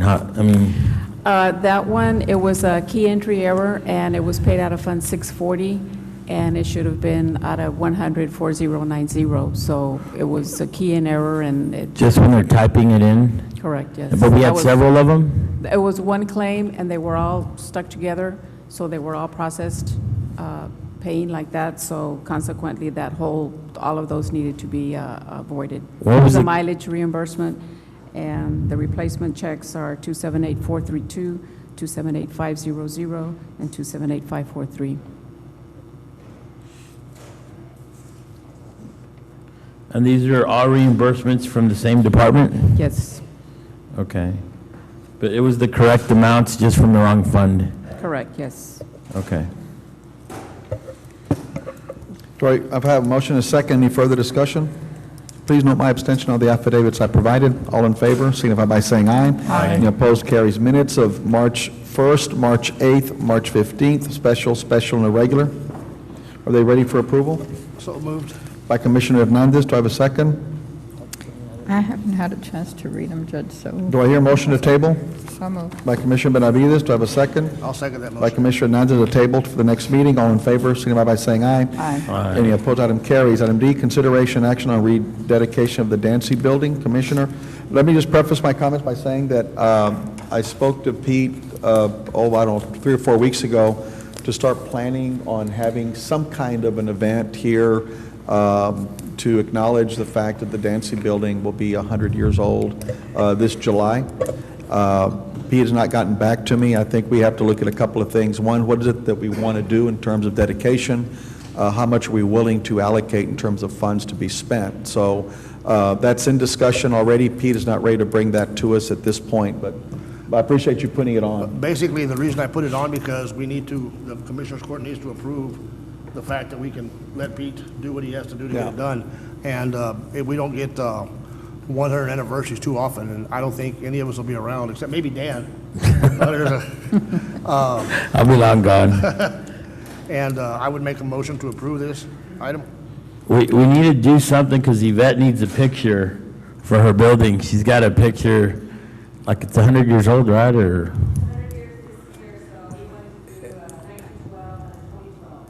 Well, can't you just like cut and paste? I mean, the building looks the same, just the people have changed, but, all right, well, let's go ahead and proceed forward, and then Yvette, can you get with Pete and maybe, and David, and get together with a few folks and just start working on something? What was that picture of? The old animal shelter versus the new one? Is that, or is that the next item?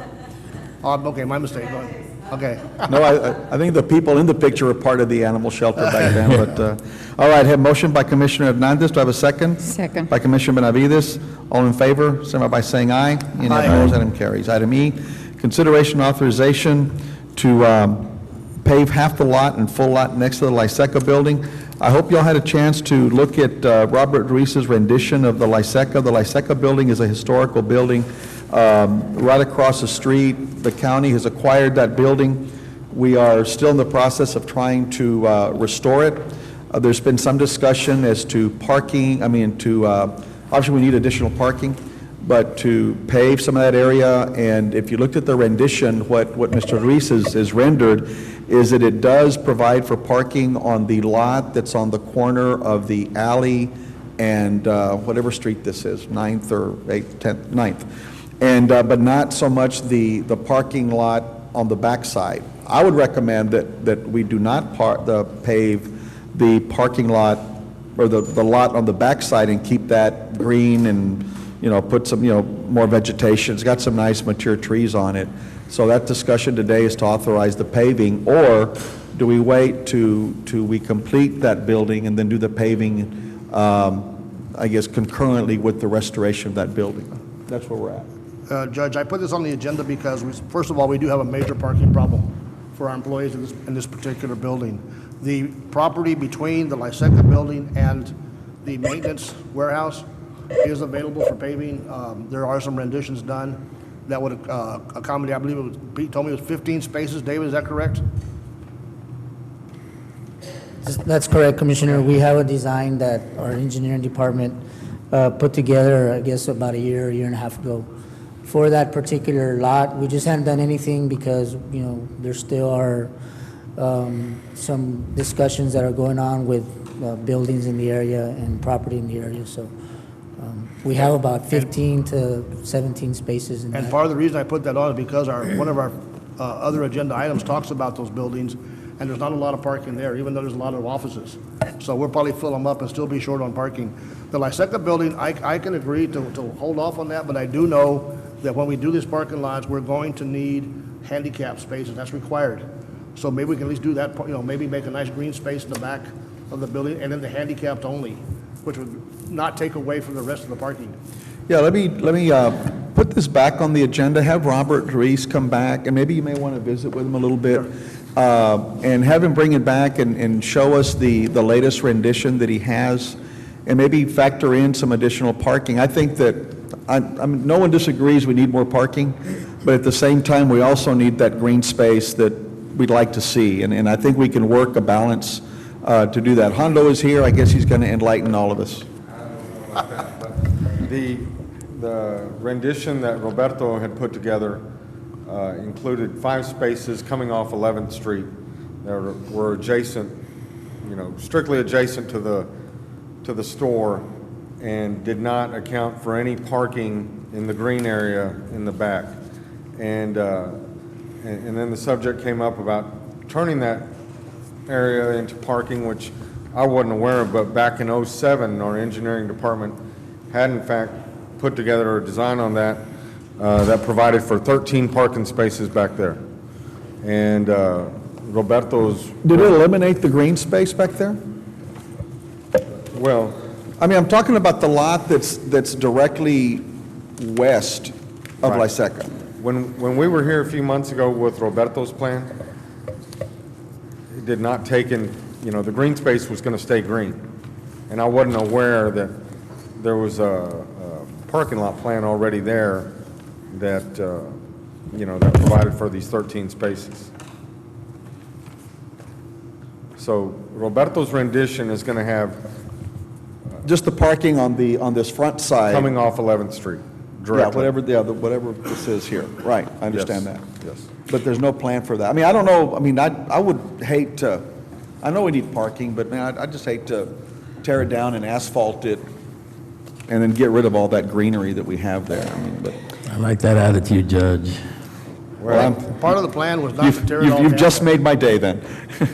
But you know what I mean. I mean, I think we can try to find other area. We have some other property that we might be able to utilize a little bit further away, but everybody wants to park like right in front. Hey, we need to walk a little bit. And perhaps another option would be to look at this plan and maybe try to keep half of it green and half of it parking, or that something might, like that. where you come off the alley or off Monroe. Kind of a compromise. I think you would still want to come off Monroe, and you'd ultimately probably have to exit into the alley, but you could limit.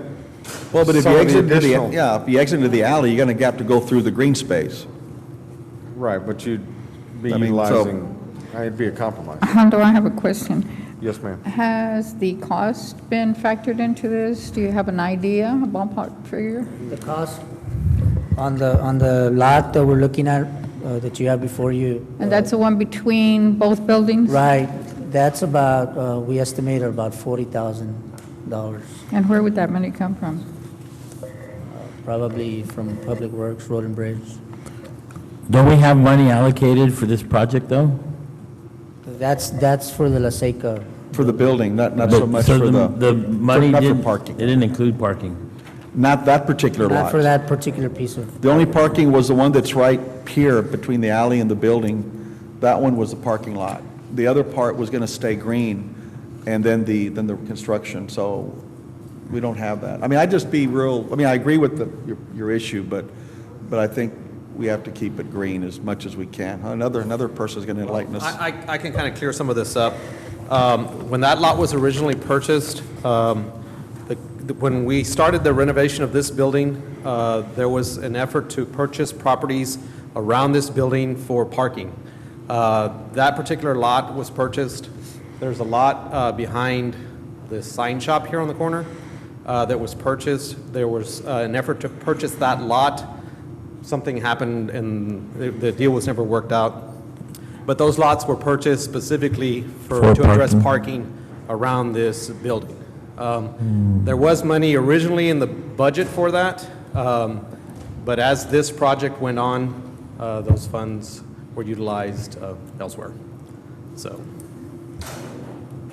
In other words, there was monies allocated for that project, but You they got were used used to right. do to renovate this building, yeah. correct? For the green paint. And the blinds. Yeah. So are we going to have Roberto come back? Yeah, and I would plan? suggest that we come back, and, I mean, I would strongly encourage to leave that green space and look for parking in other areas that don't have all that stuff. I mean, and stay with the original plan that we had in terms of the Lyseca with the parking and then that green space. So you want Robert to Yeah, come design back a green and space present- area for that particular piece? Well, of it's land? already that, but have him come back and present his latest rendition, maybe have I mean, I don't want him to spend a whole lot of time, I know he's doing this pro bono and really, really inexpensive. So I think we need to come back and have him give us his latest rendition so we can look at it again. Was the original plan to ever make that parking or to make it green, or what was in the original plan by this court? I guess. But the original was parking. That's- Because, right. But that was before we bought the Lyseca, though. I don't think we owned the Lyseca building back when that other parking lot was contemplated. Do we have an actual budget for the La Seca? I know it was listed in the projects, but it wasn't broken down as to the allocation of funds. So currently, within the capital projects fund or the bonds that that were issued, I do not have a budget for the La Seca building. No, and you probably won't. There's money's budgeted for other areas, like I think there was some money budgeted for the Pacheco building. Correct. And, we don't know if that's going to go, because we just can't seem to have a meeting of the minds on that one. So we may be able to carve out some money from that project and put in the Lyseca. So you don't have a line item, but... So right now, we don't have any budget at all for Lyseca? No. Not to restore it, and we need to do it because it's, Yeah, I know as you there's a pointed rendition. I out, don't know it's falling apart. Estimated. So whoever's doing these drawings is working for free? I think the original stuff. Yes. Why don't you have just Robert come back and give us a short plan for the benefit of everybody at the next meeting, at the next regular Come up meeting? with a compromise, Okay? Just come up with something that'll work, but we have other issues here to talk about as well that may solve that particular issue. So let's just go with that. All right. Okay? All right. Motion to table. Well, this is motion to... Second.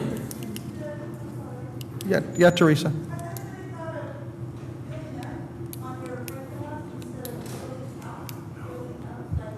Well, we're not building anything right now. We're trying to restore the building.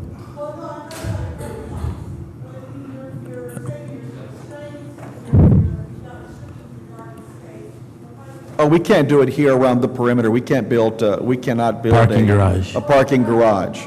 Maybe at the other courthouse. Yeah, at the other courthouse, we might be able to, but, it's only money. Tax dollars at work. That's what it is. I mean, it's only money, and if we had,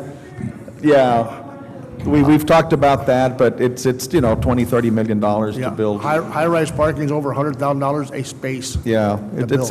it's kind of pricey. Very expensive. Kind of pricey. Yeah. Okay, I have a motion by Second. Commissioner Hernandez, and do I have a second to acknowledge? I mean, I'm sorry. He moved to table. To table by Commissioner Hernandez. Second? Second.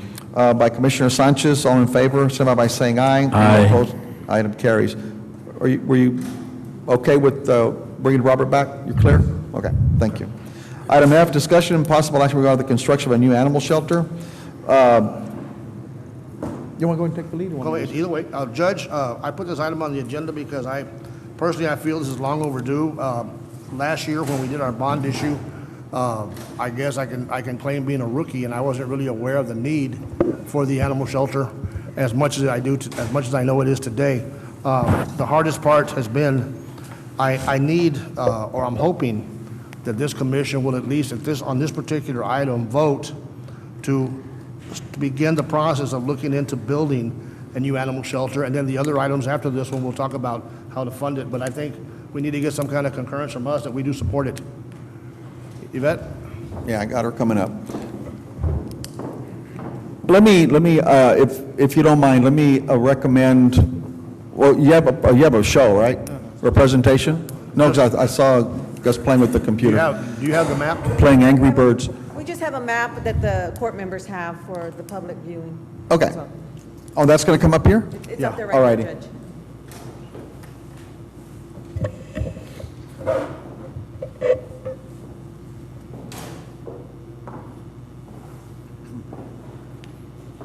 I believe, we can talk about the map, the locations, okay.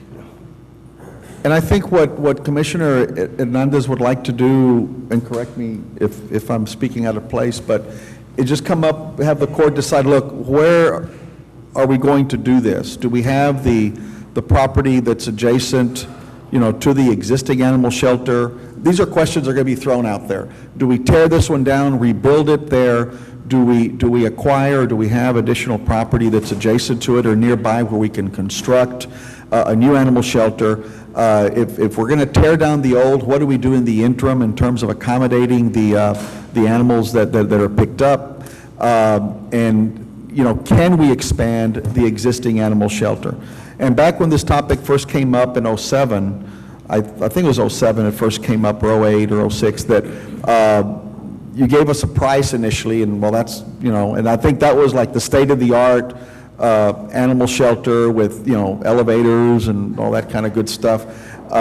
So obviously that's cost prohibitive. I think one thing that I don't want to do is build something that is not going to last us a good 2 or 3 decades. I mean, or at least with the ability to expand it as the need grows.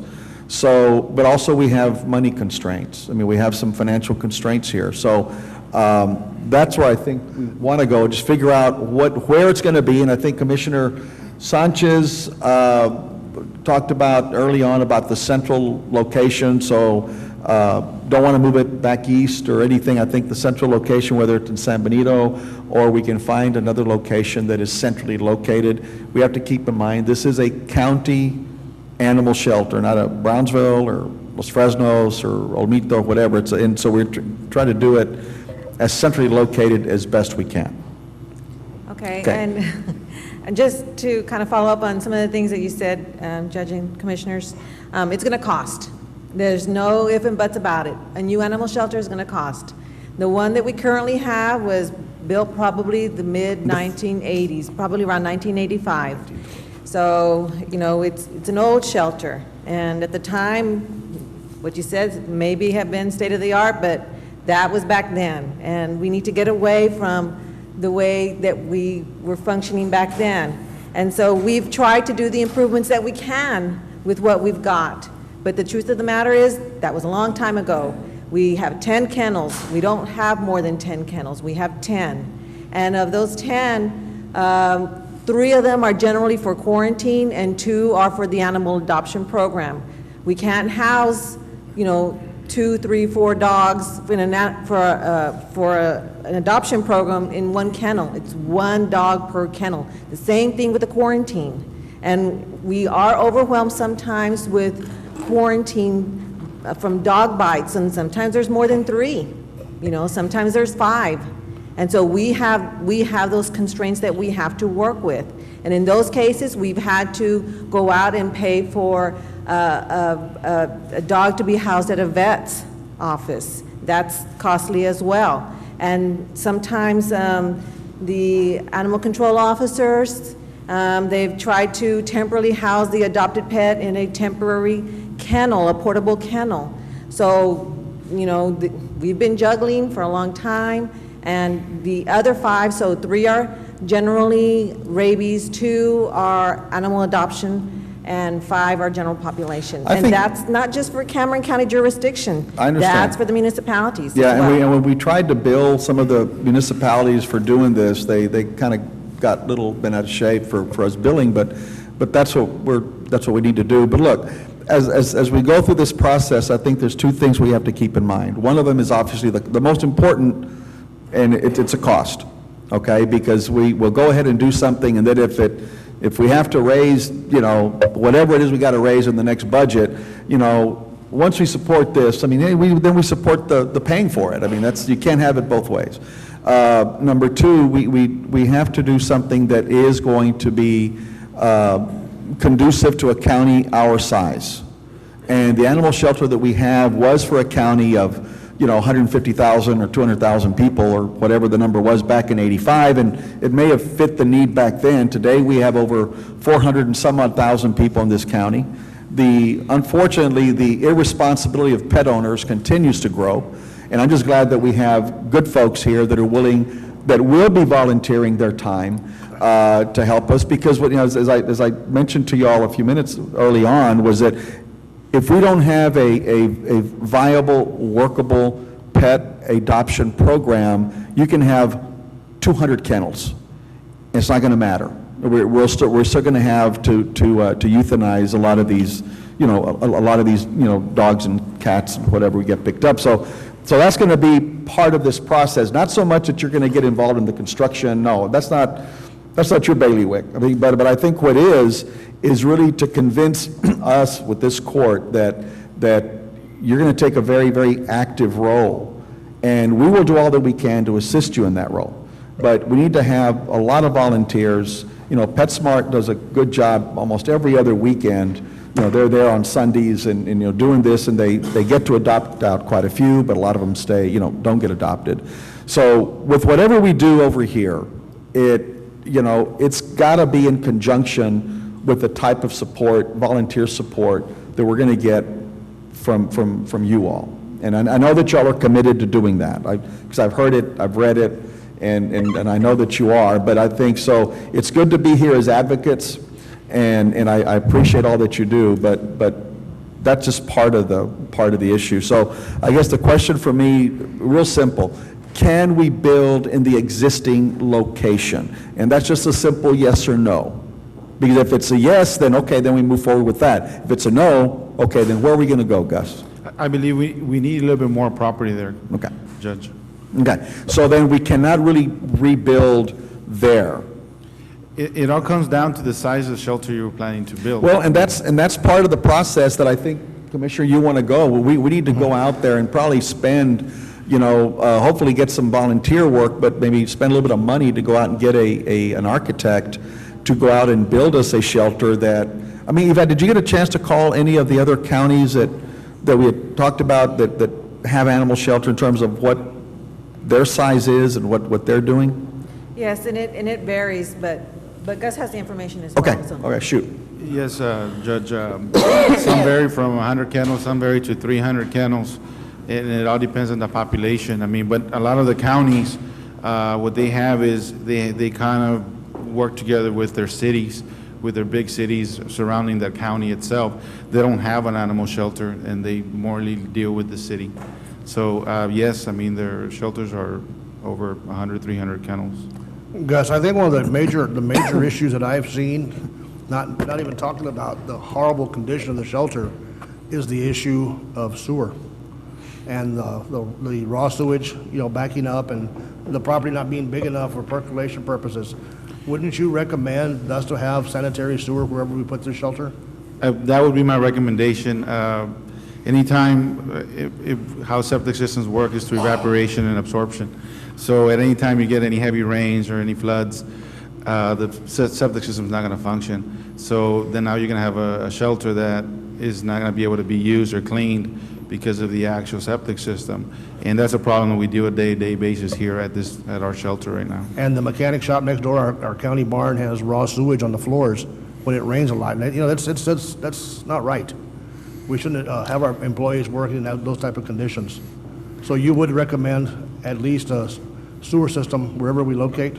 That would be my recommendation. Well, where you've got water and wastewater services. Yes. Okay. Right. And Judge, also, I was asking, I asked Yvette, they came up with some possible locations on property that we already own, because we know that we're limited on budget, there's no doubt.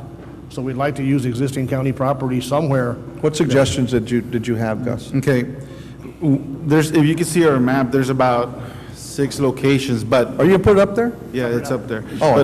But bottom line, there's about 2 that it's either the existing location, but the septic system issue is one of the biggest problems. The other one would only be, I mean, if it all comes down to, I think, will be where our jail is at this point, because of the public sewer situation and because of the acreage. We do have a lot of acreage there available, and if I'm going to zoom into a section of the pie that's on the right-hand side, so you could see the amount of numbers that we have from the San Benito area and from the Brownsville area a little bit. Could you explain also where the majority, the bulk of the animals are picked up for the people that can't? Yes. Okay.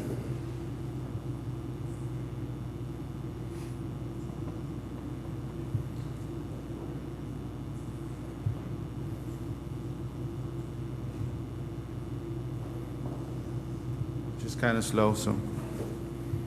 Gus, I have a question for you. Yes, ma'am. Is there existing property behind the present animal shelter that would be available to be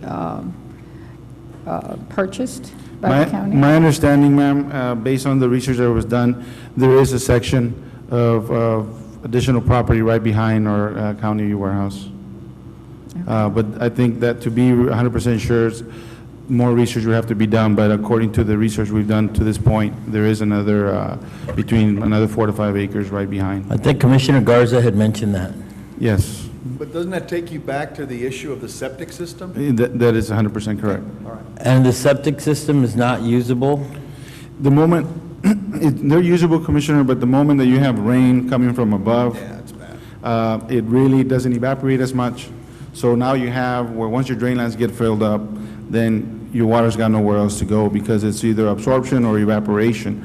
And once you get the soil saturated, then the water possibility of it going somewhere, you're gonna have to either be pumping the septic system at a daily basis, but it's gonna be very expensive at one point or another. So is it because of the property where it's located, or are you going to have that problem anywhere? No, anytime septic systems, or even in our residentials, anytime we get a flood or a rain, a lot of the, very high percentage of the residents are having problems also. So when they built this back in the 80s, they built it in the wrong place, is what you're saying? Well, actually, septic systems are very common in Cameron County, so though I believe it was built in the wrong place, probably not. The amount of cleaning was not as much as it is now because of the amount of Don't you pets. just put in more septic?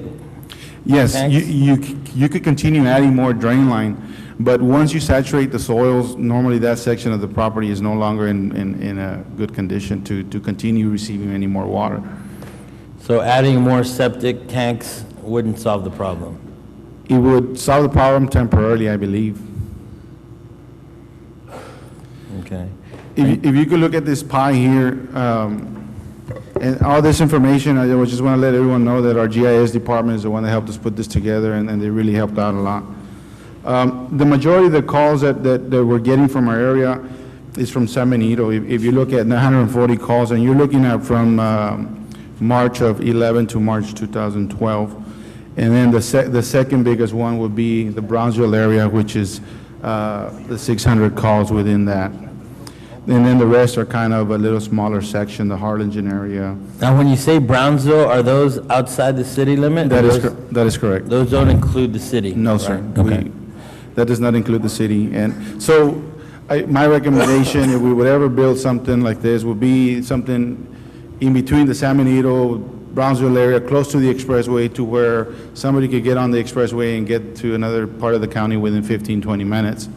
That would be my recommendation, and like I said, either the location that we're at now, but you have the situation of the septic, or the more or less a 511 section where Carrizales Shell is at. How many, did you look at how many acres we still have out there that are undeveloped at the 511 property? Well, the undeveloped part, Judge, no, we haven't done the research, but I know that there's a certain amount of acres there that are still Acres, available. is there, anybody, that's not a problem if we want to carve out 5 acres, let's say, to do this. I mean, that's not going to impede anything, right?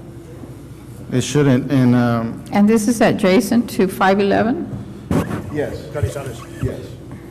You could even use. if you look at it, I believe it's 63 acres.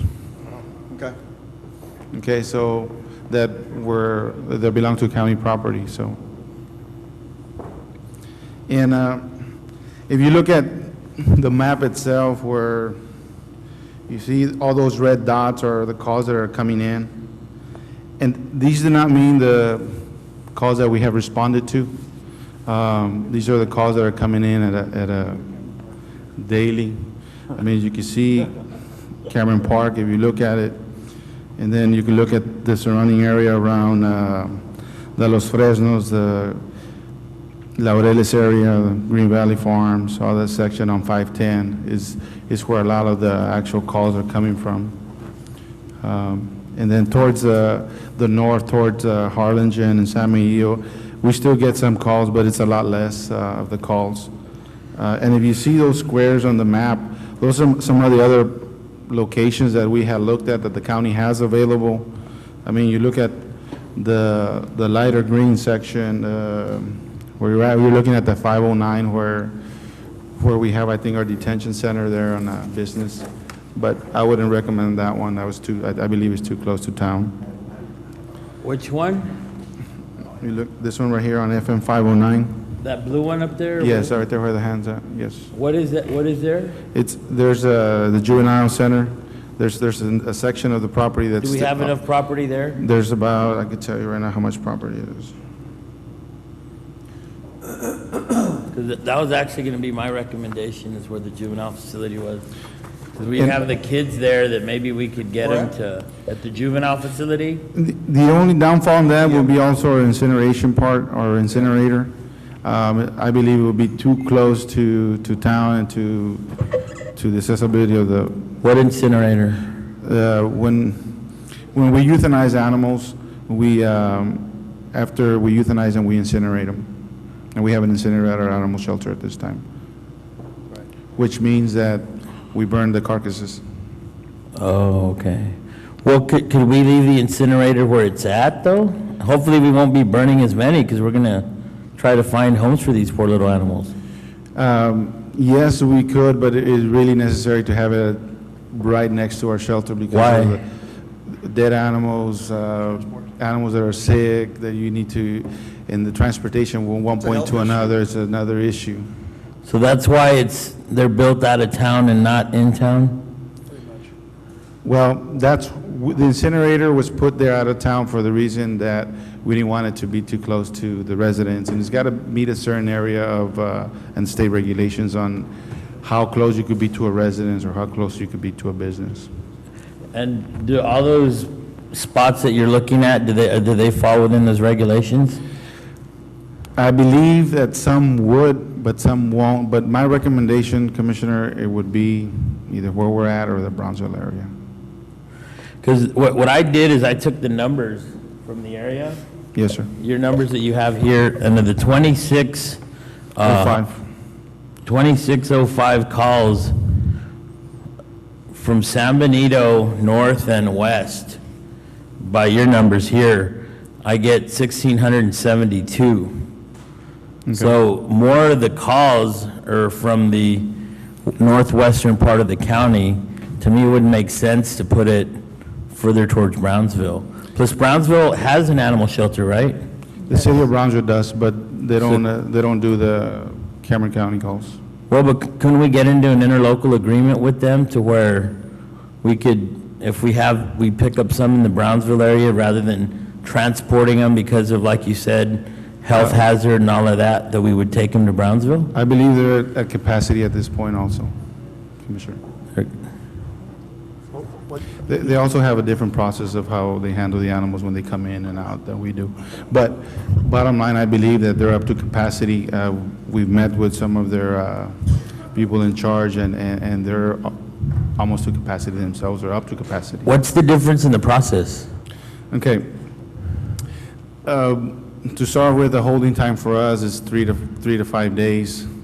They normally hold them longer if they do have an actual amount of kennels available. On our part, they have veterinarian on staff. We don't. So how they handle the issue of taking the dog to the vet or not, then the bill might be our side of it. So anything we take to them, all their expenses are probably going to be given to us. So our plan to make a bigger and better building, we're not going to house them longer and have veterinary care for them? Yes, sir. That is our plan. When we do build a bigger shelter, hopefully have a vet on hand, and also be able to have an adoption program that would be able to keep the animals longer. So our process will more likely be the same as theirs? That would be right, yes, sir. Okay. Possibly with the exception of the incineration process. I mean, that's a big factor for Cameron County because it's a huge cost. It really is. What's a huge cost? The incineration versus the way the city of Brownsville currently does it. But how do they do it? I think that's... They actually have an actual waste provider company that charges them so much per pound. And we looked into the cost. I don't have the number offhand. That would allow us then to do it in the San Benito site. Right. But the cost you're looking at about the disposal through an actual company would be about $40,000 a year. To where our side of it, it's a lot less than that. Not even probably not even getting close to half of it. It's about $8,000 a year Okay. because of the propane side of it. Because the propane is cheaper to burn than to pay Right. a private company? Yes, sir. And it's not just the cost of the 40,000 for the private company, but they have a huge freezer. So you would have to pay those, those costs as well, those electrical costs. And, I mean, we can have a new improved building to do that. We were thinking more of, to be on the conservative side and to continue the incinerator operations. What do other counties our size do? Do they incinerate or do they contract? Like I said, when we did our research on some of the counties have some kind of, some of the counties don't even have a shelter. The city is the one that has a shelter. Counties our size don't have shelters? Yes.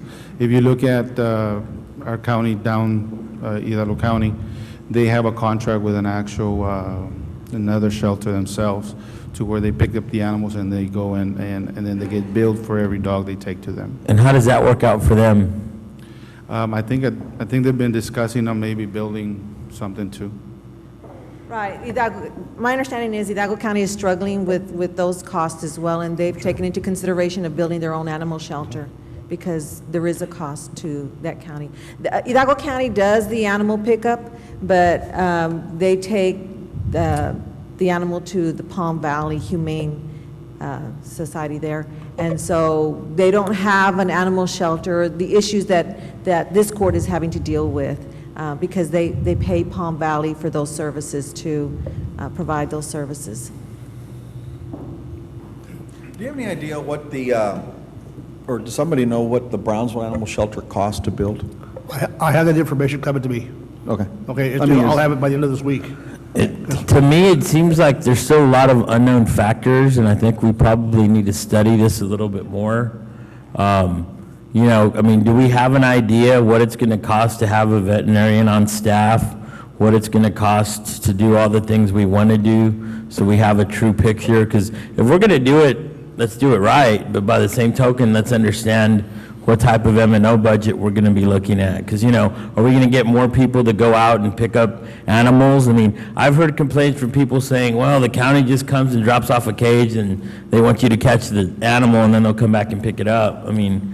Commissioner, yes, I myself, and we've looked at that side of it up to where if we grow in capacity of the animal shelter, at this point, on the field, we only have 3 animal control officers on the field. For the whole county? For the whole county, and 1 supervisor. So if we look at the amount of calls that are here, those calls, probably a very low percentage are the ones that are getting the attention.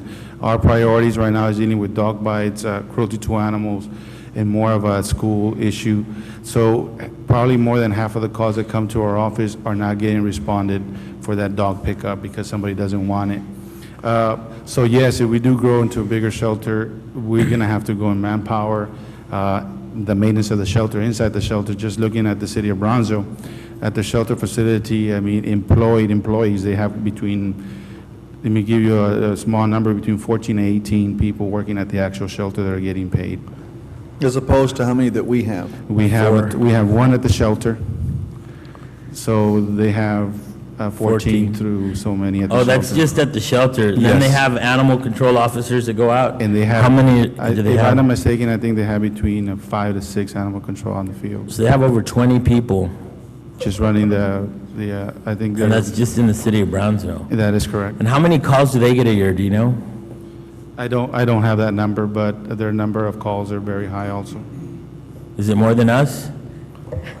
I don't know. I think sometimes you're limited by the amount of staff you have. Corpus also has about 25 animal control officers. So The city or Nueces County? The county. The city. It's a city-county venture. Interlocal. But I guess the bottom line is they have 25. And so, it's very, all the entities that we talk to, they all function very differently.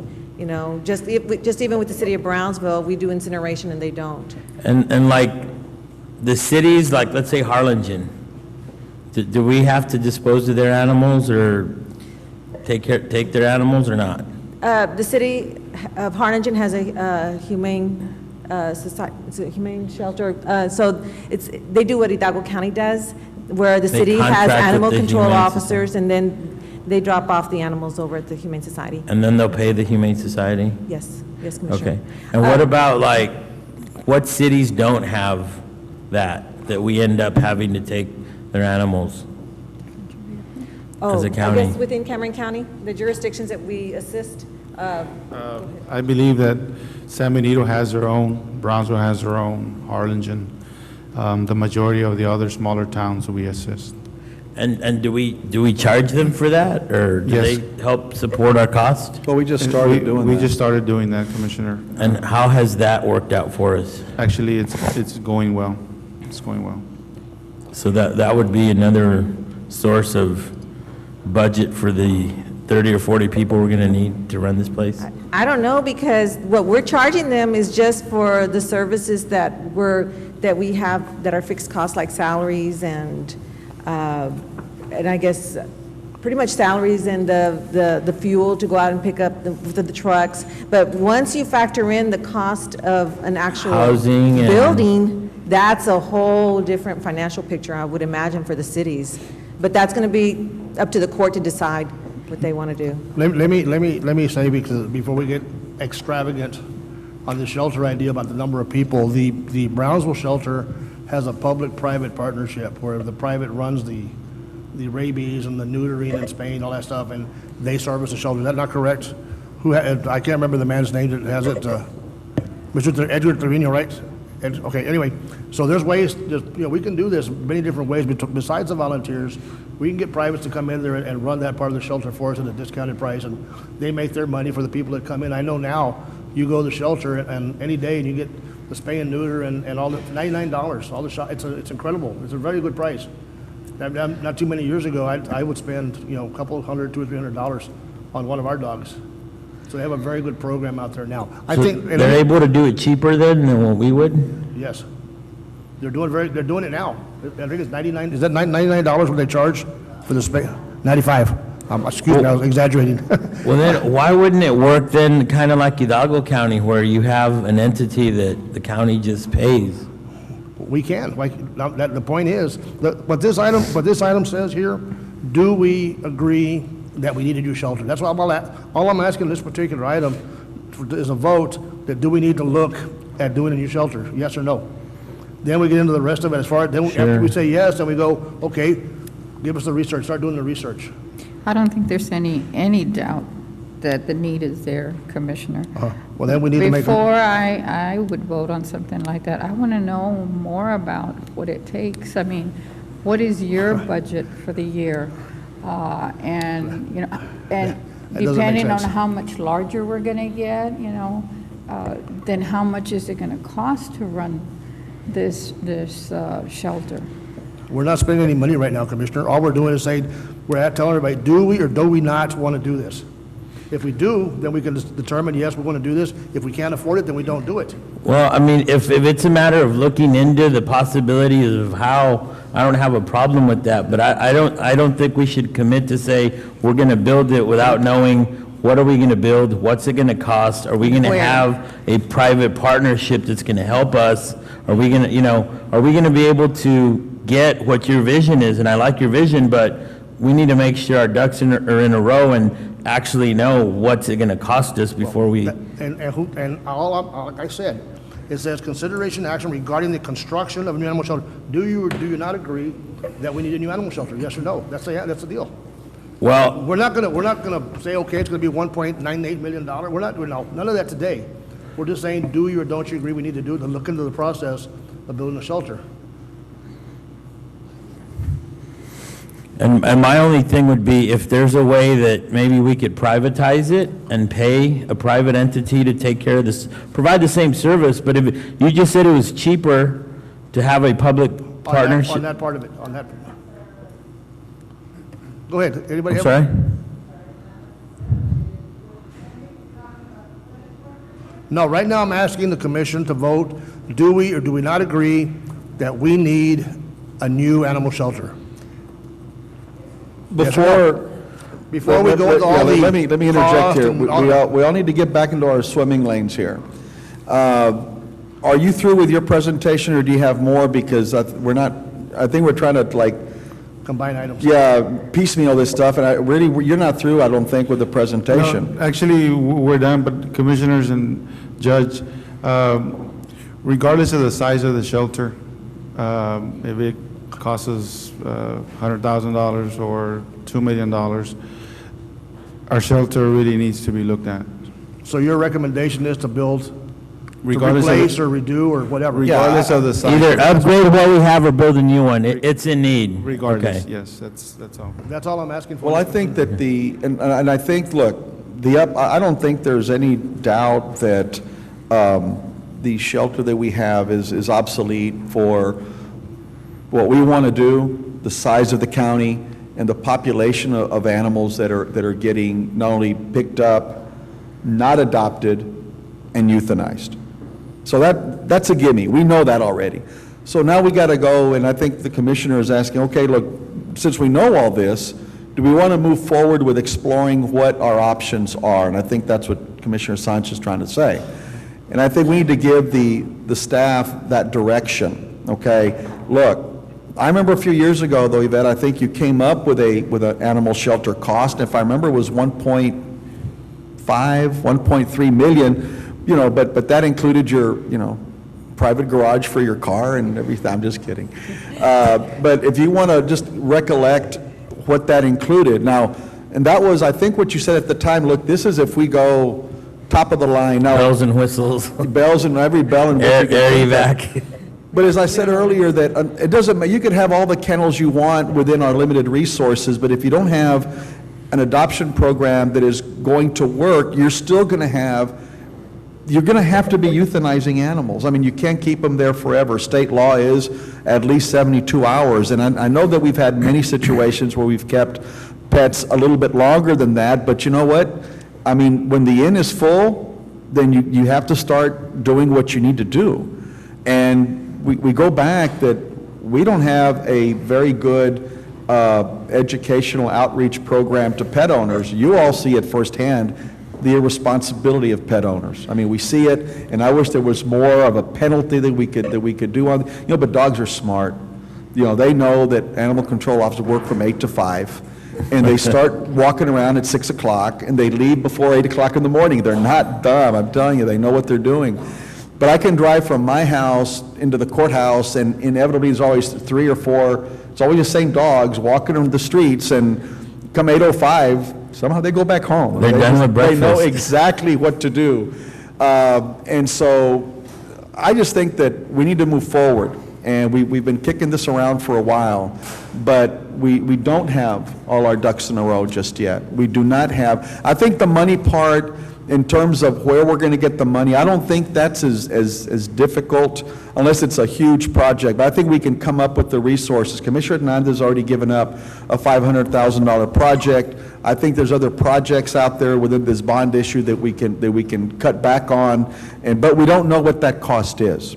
So I think that the direction that we need to give at this point is give staff the authority to, or we need to maybe contract with an architect to tell us, but at the same time, we have to tell the architect, look, we only have this amount of money, so tell us what we can build with 500,000 or 800,000, whatever the number ends up being.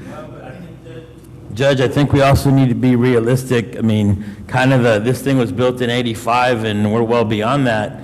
Let's plan well enough in the future and size-wise so that we are meeting the needs 15, 20 years down the road. Yeah, of course. But I think one of the key things is, and I'm glad, ladies, that you're here, but one of the key things I think we need to do is, if you don't have it established already, maybe create an organization that you will commit to the county to partner with us in helping make sure that these little creatures of God are taken care of once they get to the shelter, that we find homes for them, that we do public awareness on how to better treat your animals and care for your pets. Because if we don't do that, I mean, we're just building a high-priced death chamber is what we're doing, and I don't think that's your goal or anybody's goal. Well, again, let's not go back and reinvent the wheel. That's why that in partnering with us, you've got to have a workable, viable pet adoption program entity, whatever it is. And maybe we're there. I don't know, okay? And if we're not, then you need to develop it. If you already have it, need to expand it. You're dying to talk. Yes, ma'am. Yes, ma'am.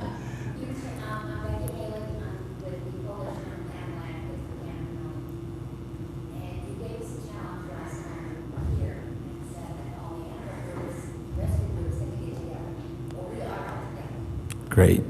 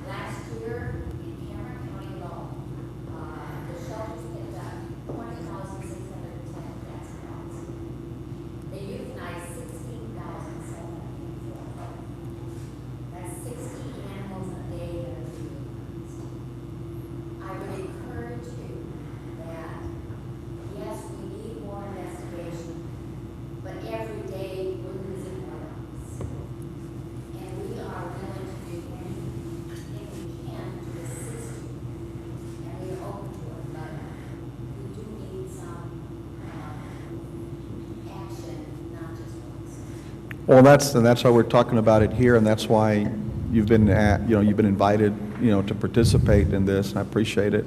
But let's not misunderstand that the euthanization rate will go down as adoption rate go up, and there's no other formula here.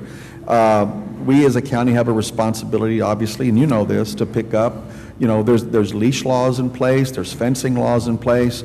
Law enforcement needs to do a better job in fining people, but then you're fining people that can least afford to pay the fines, and just creates all kinds of problems. So the answer is, more adoptions, to responsible families, and less euthanization.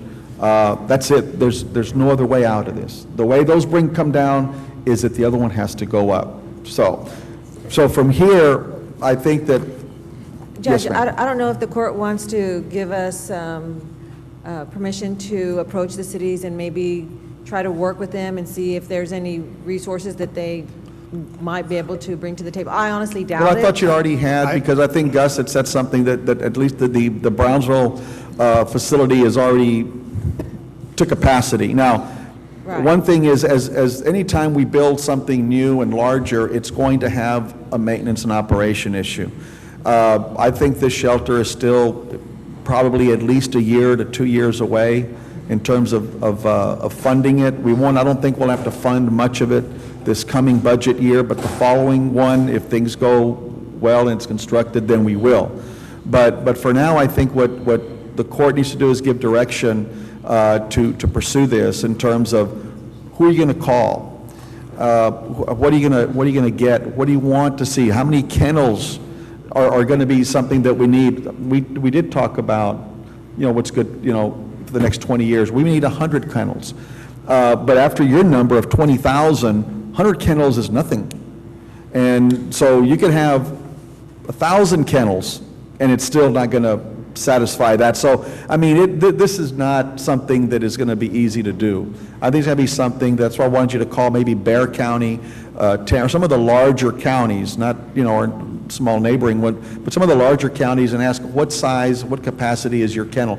Let's forget about the M&O for now, because we don't know that. But at least let's come up with, okay, well, Bexar County has, their facility is 150 kennels. Okay, well then we may not need 150. We may need 100. We need to have something to base it on. We don't have anything really to. How many kennels does Brownsville have? 70? Okay, so they've got 70 or 80 kennels, and then we may need 100 kennels. But keep in mind as well, too, that Cameron County is responsible for the rural area only. That's really our real deal, the rural area only. Cities are responsible for what goes on in their cities. But the counties have been asked over the last decades to assist cities because they didn't have the money to do this. Now we finally started charging them a bill, and we got some grief for it, charging them a nominal fee to pick up some strays, et cetera. So if Brownsville is at 70 or 80, then that gives you a benchmark of what you think we need. We need 100. So maybe work with that. In terms of veterinarians, what is Dr. John, what's his name? Yeah, he does a lot of volunteer work at the animal shelter. Is it Montalban? Not Montalban. I have his number, but I forget his name. Anyway, we can get, I think, vets to participate and give a little bit of time, okay? But we got to work with them. We have to give them something to work with. And the shelter we have now, we know, is just not, it's not very good. Even a public-public partnership with the city of Brownsville is a possibility. There's all kinds of ways we can do this. But for now, Commissioner, I think we ask them to move forward and come back. That's all I'm asking. I make the motion that we authorize the health department to investigate this and figure out the best feasible plan for us to take in order to upgrade/improve or newly construct an animal shelter, and to bring back all that information with true figures on numbers. And I do think we need to consider the M&O, Judge, because if we can get this thing built, I would love to see this thing happen within this next budget year if we can. I mean, we'll save a lot more lives of these pets the sooner we act. So, I don't know that it's going to end up being a budget later on, but we do need to look at everything, because budget time's around the corner, and if we are going to move forward, and it is going to happen within the next budget cycle, we need to anticipate, what might happen. I'll second that motion. Let's move that, let's go forward. I think the first thing that you do, get the information from the city of Brownsville that Commissioner Hernandez is working on, use that as a template, and use that as a guide, and just take it, find out what the cost was, and just move forward. Judge, we already have that information. We don't have it here on hand, but we do have that information. Okay. Well, then you got something to work with. Okay. The other thing, too, is when you're looking at these other counties, take into consideration that, like you said, Nueces has a partnership with the city. Let's look at the entire county and what already entities have their own versus those that don't, because I think we need to look at the entire picture of total number of kennels in the county with population and calls, and to give it a good, true comparison. And location. Just That's the priority. one more thing, and to dovetail, and I want to just move on with this, but to dovetail with what Commissioner Sanchez said, I think the next step, once you have that, I think this warrants a workshop. And I think it warrants a workshop with all the municipalities that participate in this. You guys can come back again with your group. We workshop this and we talk about it, because I think the, partnerships tend to work a lot better than sole proprietorships. So I think we can do that, share the cost, and just come up with that. But at least for now, let's use that as a template and move forward, okay? Judge, would you like for us as the health department to set up the workshop? Yes, yes, set it up, because you know all these folks. Set it up and we'll just do it. I don't want to do it when we have a regular meeting, because I don't want to go 6 hours with this. But we can do it on another day, and we just set aside a couple of hours in the morning to talk about this, okay? All right, thank you. Got it? Everybody clear? Commissioner, I had a motion, a second to do what you said until we expand. We just gave direction to do that by Commissioner. Yes, Sheriff? Good morning, Commissioners. I would like to address one issue so you'll be aware of it, and so these people. And I'm an animal lover, okay? I grew up in my grandparents' place, and we had horses, cows, dogs, cats, and what have you. And of course, they mentioned the fact that there's a acreage around the sheriff's office. Well, as you well mentioned a few minutes ago, Judge, the county is growing by leaps and bounds. We had a hard time, because we needed to add some more space there to the jail. Well, it is estimated that in the next 8 years, Cameron County will have in excess of over 500,000 population. That means that we're going to have to increase the jail. At the present time, the sheriff's office is already past capacity. We need to add another 30,000 square foot. You know that the county sold property where 511 is.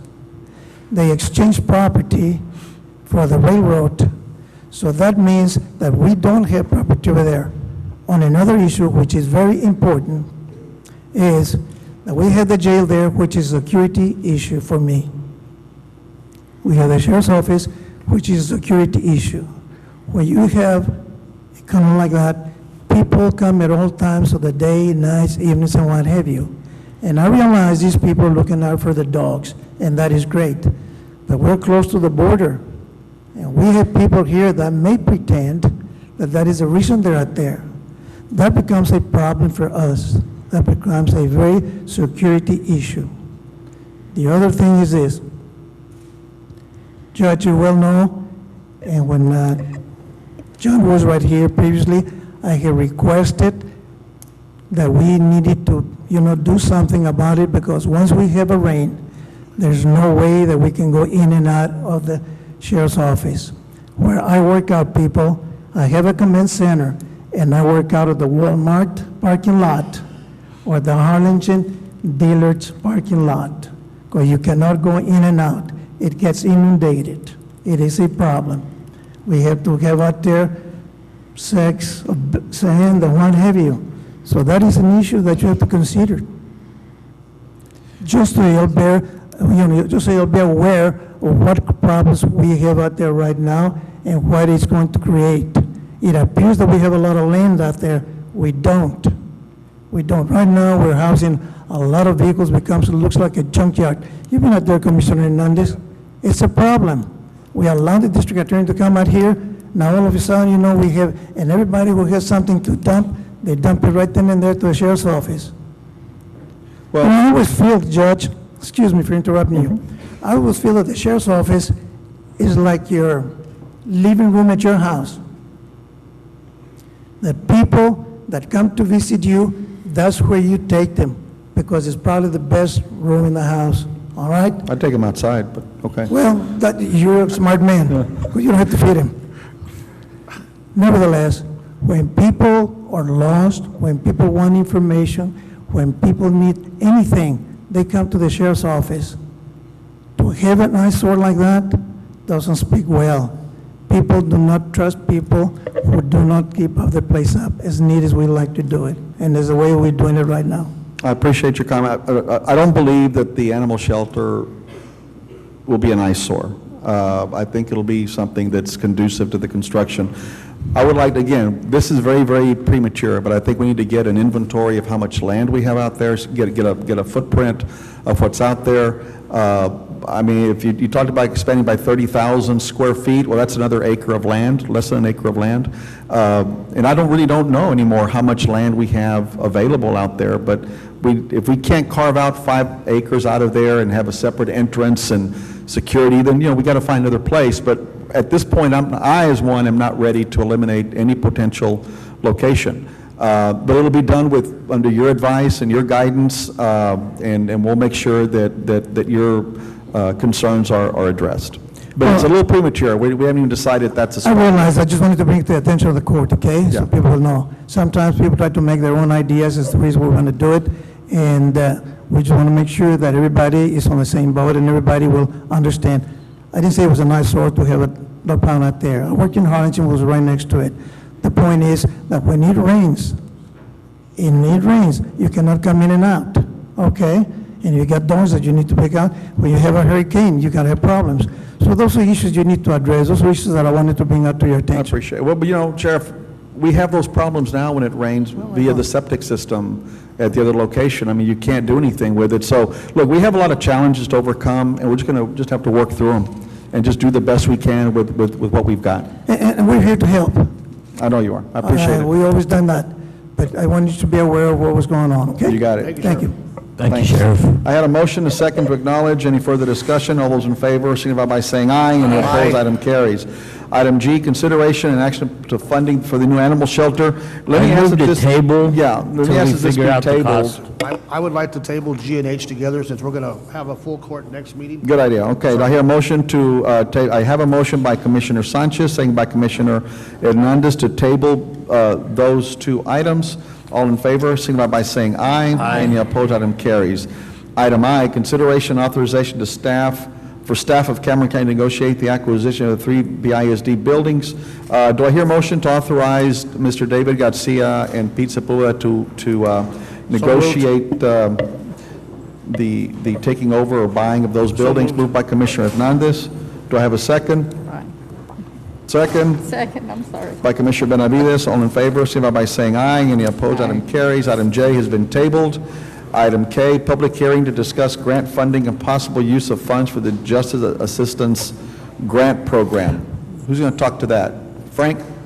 Thank you all. Stay well. Do you need to open the public hearing? You ready? Do I hear a motion? Motion to open public hearing. By Commissioner Sanchez, second by Commissioner Benavides. Any further discussion? All those in favor signify by saying aye. Aye. Any opposed, item carries. We're in a public hearing. Frank, you can be public now. Judge and Commissioners, this item goes hand in hand with your next item, which is 4L.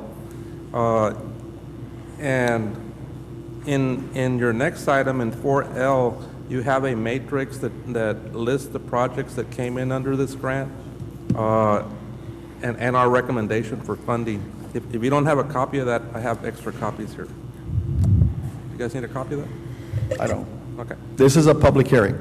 We this time around, the county received $22,511 dollars in grant monies for the JAG grant.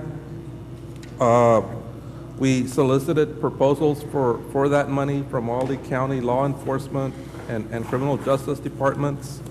We received 10 projects in all, totaling $36,383 in funding requests.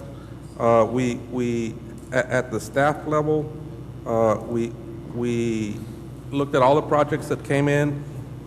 We prioritized equipment requests like the court always does or has done historically.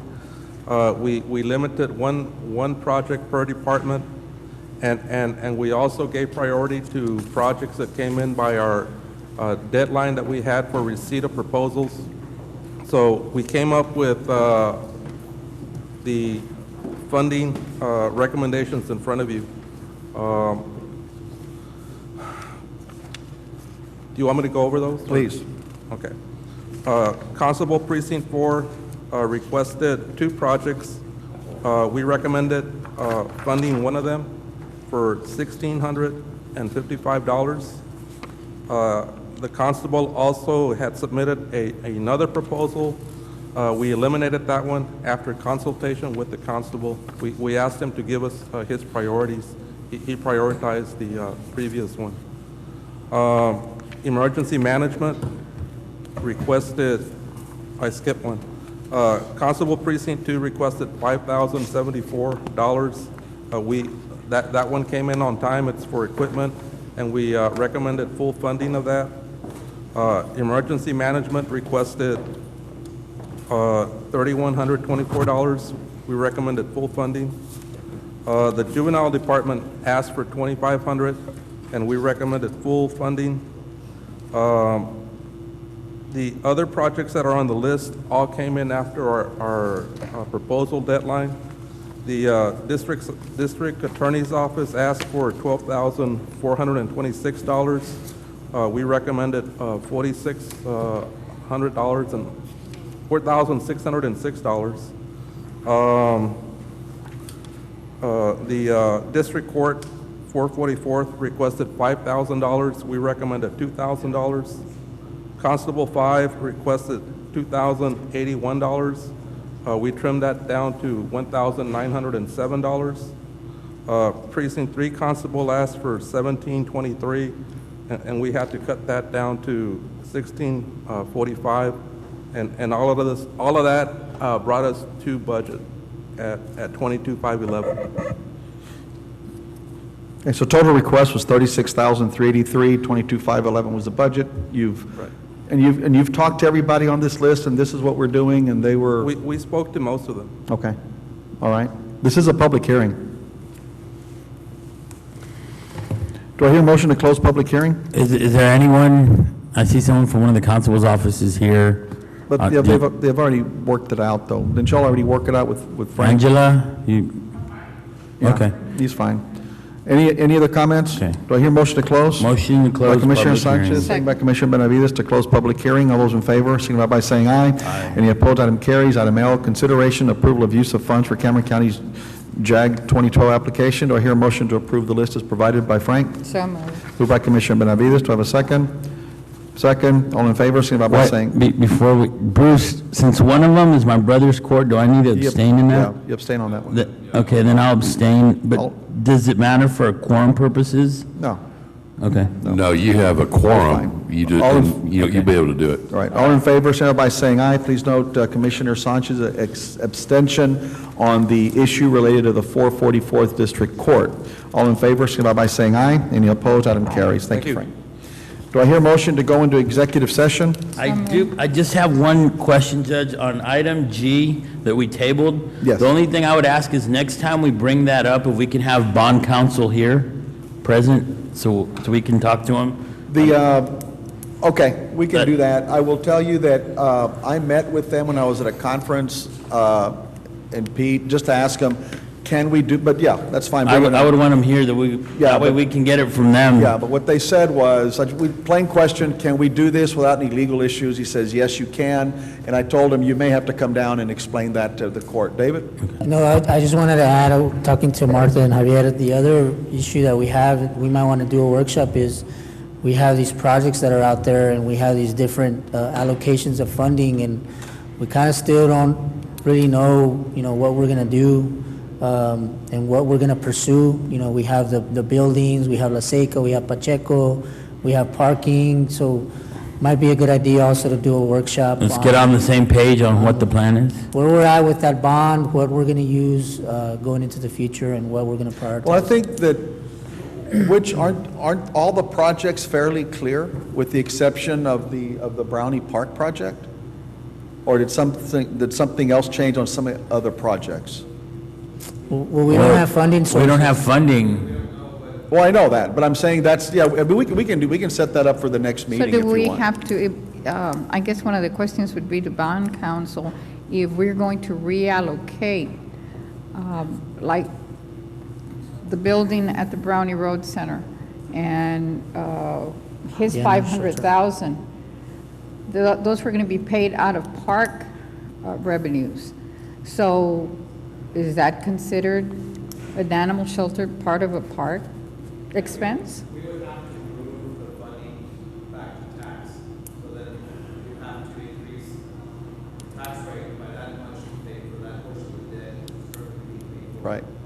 And we explained that to him, and he said that's got nothing to do with the way the bonds are written. That's just, So we don't that's have to go out internal. for public hearing or publicize it again? I mean, after all, we told the public this is what we were going to use it for.